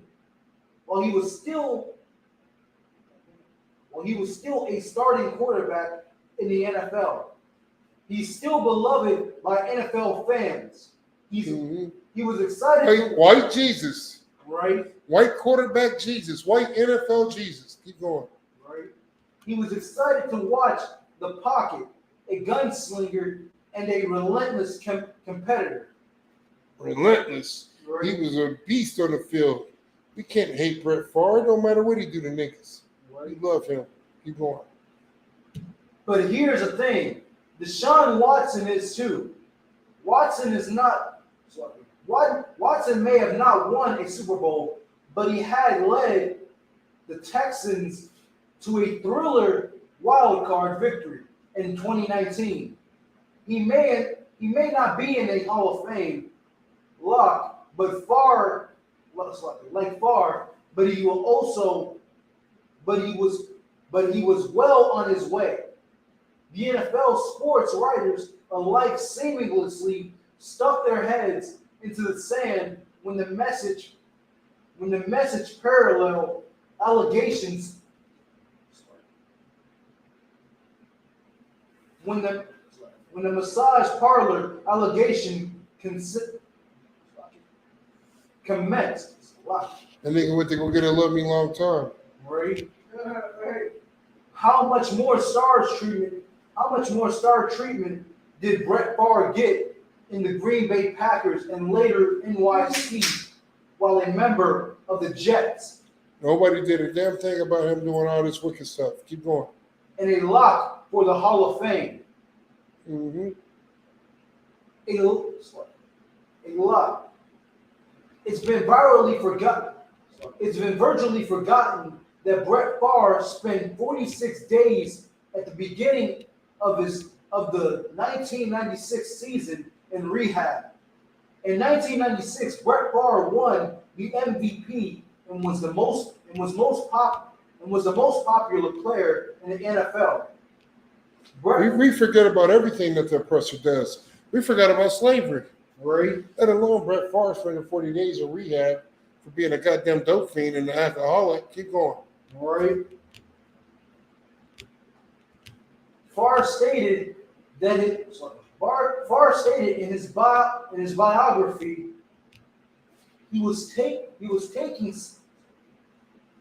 taking somewhere between 9 to 15 Vidicorians. I don't know. Keep going. That's how you pronounce it. Vidicorians a day in 1995.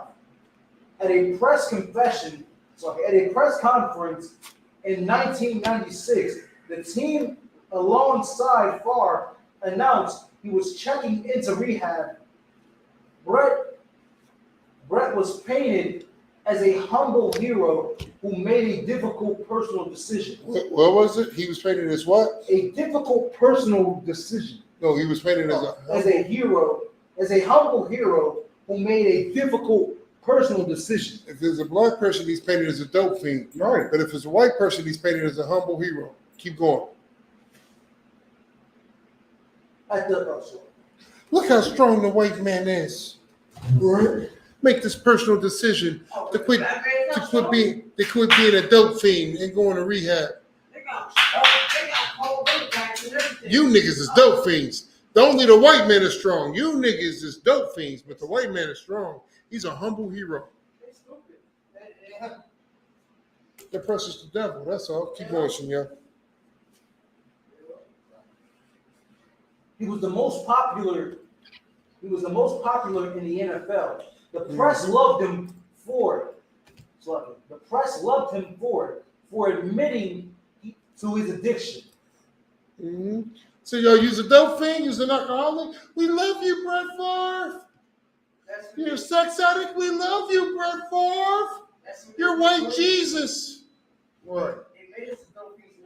White man be like, even Jesus wasn't perfect. Right. To justify one of their own. They say shit like that. Keep going.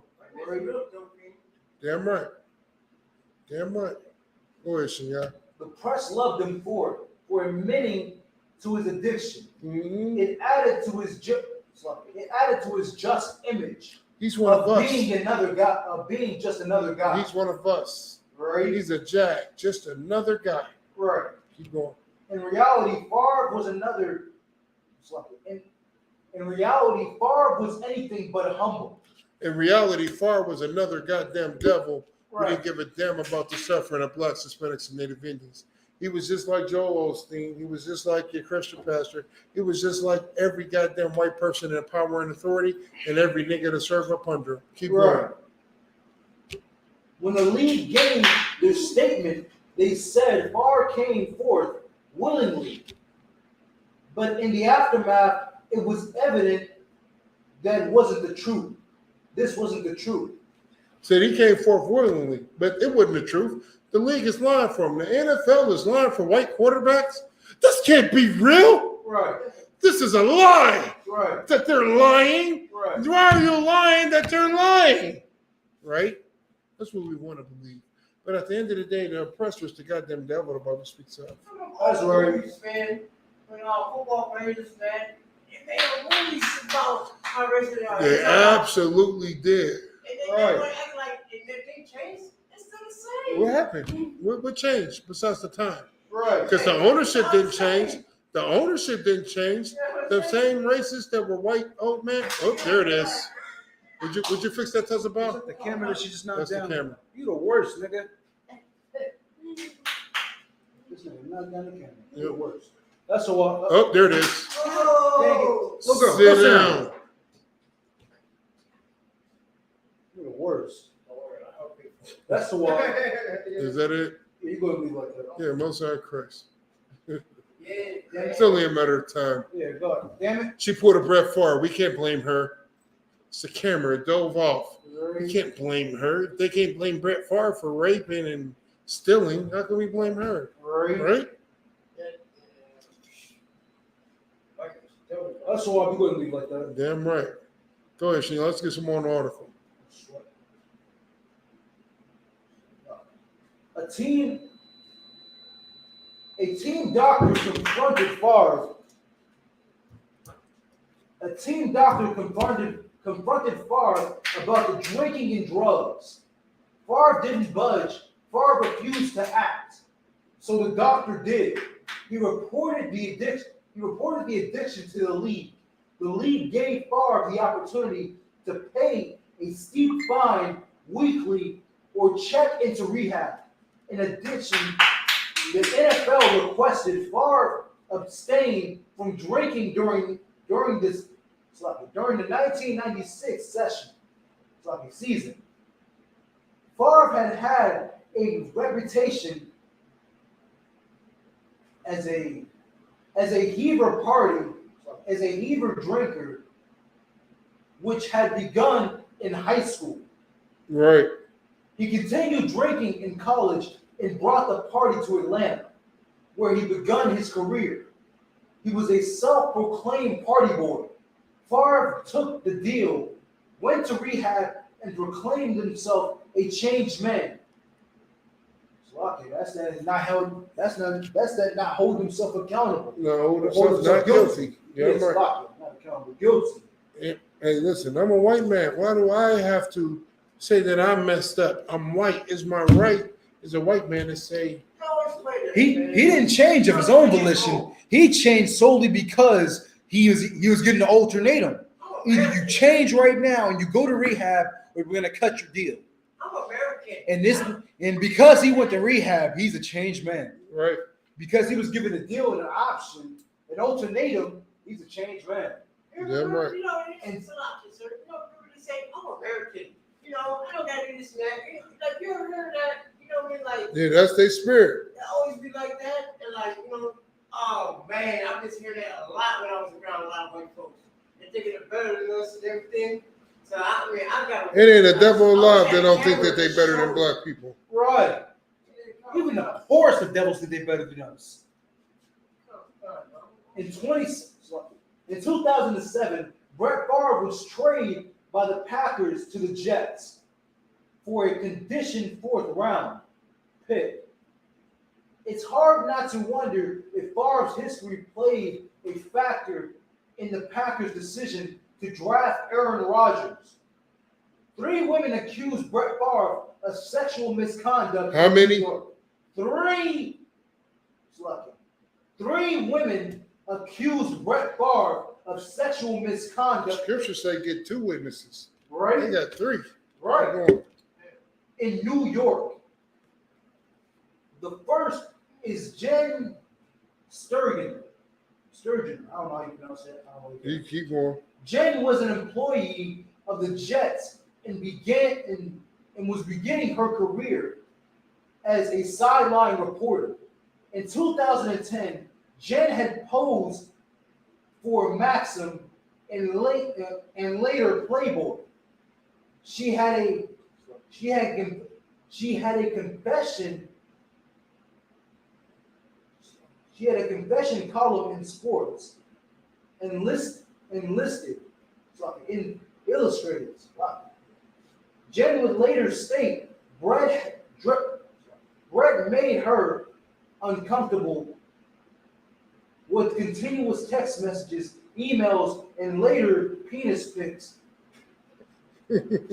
Sisters should hear about this, man. Strader, Really so serious. Strader said, I don't know. Sloppy, hold your point. Stranger said the incident to the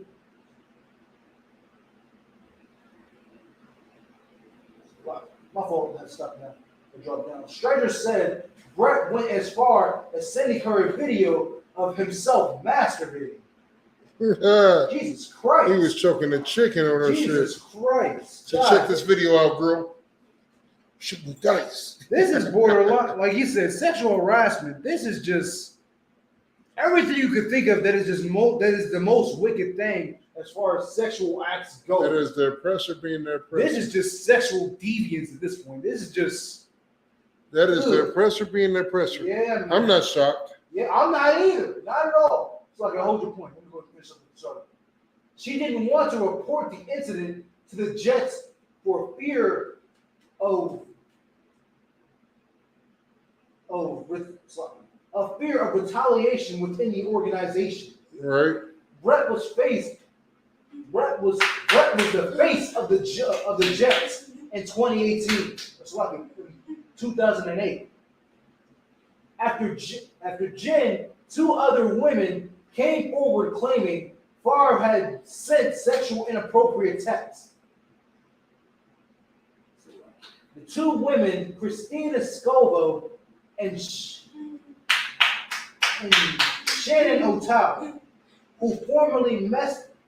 who were former massage therapists for Jets. Oh Lord! So this is the person who he's going to get the happy endings. He said, "My rod hurts. Yeah. Massage it." Right. Sounds familiar, right? Right. That's funny. Favre sent lewd messages to the women proposing a threesome. Kristen and Shannon declined and contacted the team. In the aftermath, it was revealed the move both costed women their contracts within the Jets organization. Favre would later admit to leaving a voicemail settling the suit. An NFL investigation would result in a $50,000 fine. Favre was never suspended by the NFL for any alleged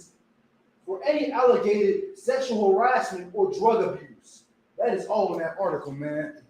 First off, I am completely tired from reading that article. Right. Like, man, having to read all that makes my eyes hurt. Makes my brain hurts to know how wicked the oppressor is, man. He said he sent masturbation videos. He was in that thing choking the chicken. Choking the chicken on a video. And that does nothing but goes to show the wickedness of the oppressor and the power that he has here in America, man. Right. This devil was choking the chicken. Sounds like Donald Trump to me. This devil was choking the chicken on live video to two women who came out and told them that they were being harassed, and these women got their contracts stolen, their contracts taken, and this devil gets to stay on the team with only a $50,000 fine. That's crumbs for him. He's making that off of one game. Later on in the article, you'll find out that the women got fired. And this is just about some of the previous allegations. Yeah, that's what that was. They lost their contracts. They got fired. Yeah. They got fired. Yeah, that's what. And they suffered behind that because that was their bread and butter. Yeah, like the first chick I brought out. She didn't even want to come out about this because she knew that Brett Favre was the face of all this. Prime example, like how Donald Trump was the face of America. Nobody held him accountable, just like nobody's holding Brett Favre accountable. This devil was fined. Like I said before, he's making more than that fine in one game. He didn't go to prison for no. This stuff need to come in cab for our sisters. They need to know, our young sisters need to know about this stuff. Because they really don't know. They're so destroyed. They're hanging out the white devils and all this and that. Thinking everything's cool. And they're cool people and all that. But they really don't know about this. I bet a lot of sisters, 9 times out of 10, I bet a lot of them don't know about it. This is borderline how molestation starts. So like you said, they don't know about it. And when it do happen, they look at it as an opportunity for them to rise to the ranks. Yeah. For them to report it or say something about it. Man. Yeah. But this is molestation. And he didn't go to prison for this. Just like he didn't go to prison for stealing tens of millions of dollars from poor black people. Just like he didn't go to prison for the theft That's what I'm saying. Stealing tens of millions of dollars from black people, which is later on in the article, but we so wrapped up on time, we ain't gonna be able to finish it. We push this thing down there 2 hours and 30 minutes. Damn right. Damn right. So with that being said, man, if anybody got anything they want to bring up before we shut it down, Con. Like we just said all throughout this video, man, the oppressor is the goddamn devil the Bible speaks of. Right. And I pray that every single black, Hispanic, and Native Indian within the sound of my voice, if you are watching this video, I don't care if it's now, 5 minutes from now, 5 years, 5 centuries, 5 decades, man. If you are watching this video and you are seeing this, I pray that you come into the ISUPK and you learn how to save your nation. Whether you are a woman, child, a man, I don't give a damn. You come in here and you learn how to save your people, man. Yeah, I'm right. And learn that the oppressor is the devil the Bible speaks of. That's right. We can't stress that enough here in the UPK. Because the sooner you understand it, the sooner you can save yourself. Yeah, I'm right. That's all I got to say. Go ahead. One thing, because the coach is right there, right? Right. So this is the thing to talk about what's going on with that football player. Because it could be going on here as we speak. We don't even know it. You know No, and that's what I wanted to get to later on in the article. We might mess around and even come back to this topic. Yeah. So I'm gonna do a breakdown, or we might do a part 2 on the next class, because at the end of the day, he didn't get punished for any of this. Not a single thing. He didn't get punished for the rape allegations, for the harassment allegations. Nope. He didn't get punished for the thieving, for the stealing. And the white man doesn't suffer for his crimes committed against blacks, Hispanics, and Native Indians. He stole millions of dollars from poor black people in Mississippi. He was fined. Mississippi is the poorest state in the United States. He stole millions of dollars from black people. We didn't even get into the text messages. We're going to get into that later. I want to find more like that. So we can have all bunch of if you was, but the thing is, I did a class on this where last week or the week before, where I talked about the frauds. I think that was last week because it was the Black Lives Matter. It was a class before this, before the last one. They tried to crucify the Black Lives Matter dude for stealing $6 million, right? Out of like what 90 out of 900 million. Yeah. And not only that, but I pulled up articles where the white man has stole billions of dollars from blacks, Hispanics, and Native Indians, and nobody has done and served no time. Just like Brett Favre just stole $70 million from blacks, Hispanics, and Native Indians, and have done no time behind it. Right. Why the hell do you want me to care about $6 million when you're stealing tens of millions of dollars and nobody does a damn thing about it? And give a damn about that nigga getting over because he did what you've been doing, and it's a problem because he's black, and you bring that to the front for it. But before this class, nobody knew that Brett Favre was being accused, not being accused, but been proven to steal millions of dollars from poor black people in Mississippi, but nobody gives a damn about it. That's right.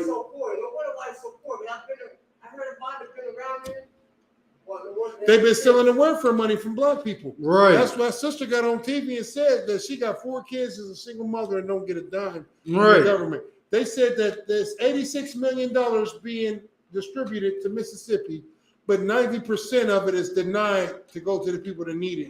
So if 90% of it is denied, where the hell is the other 10% going? To Brett Favre and all his white friends, that's all his white governors and white Congress members that steal the goddamn money. Like we ain't even like I said, we ain't even get into the text message. The text messages prove him guilty. In the text message, he said, can you guarantee that the media or nobody will find out about you giving me this money? Right. They said, yeah, we can guarantee it. And he couldn't guarantee it because it's out now. Go ahead, Shamir. So lock it. I wouldn't go sit in much. Like I said, I want this at this point. I do want this to be a part 2 because this right here, this is just so heavy. This ain't doing nothing but just bringing out. This ain't doing nothing but just bringing out more crimes and transgressions against the children of Israel that the oppressors committed on blacks, Hispanics, and Native Indians, man. Right. So lock it.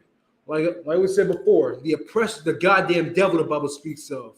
Right. And shout out and the water to every single black, Hispanic, and Native Indian who stuck it out with us and watched for 2 hours over our regular class time. Right. Like, man, the water to y'all, man. We appreciate it. You understand? That's all I got to say. Shalom. That's right. Go and shut it down.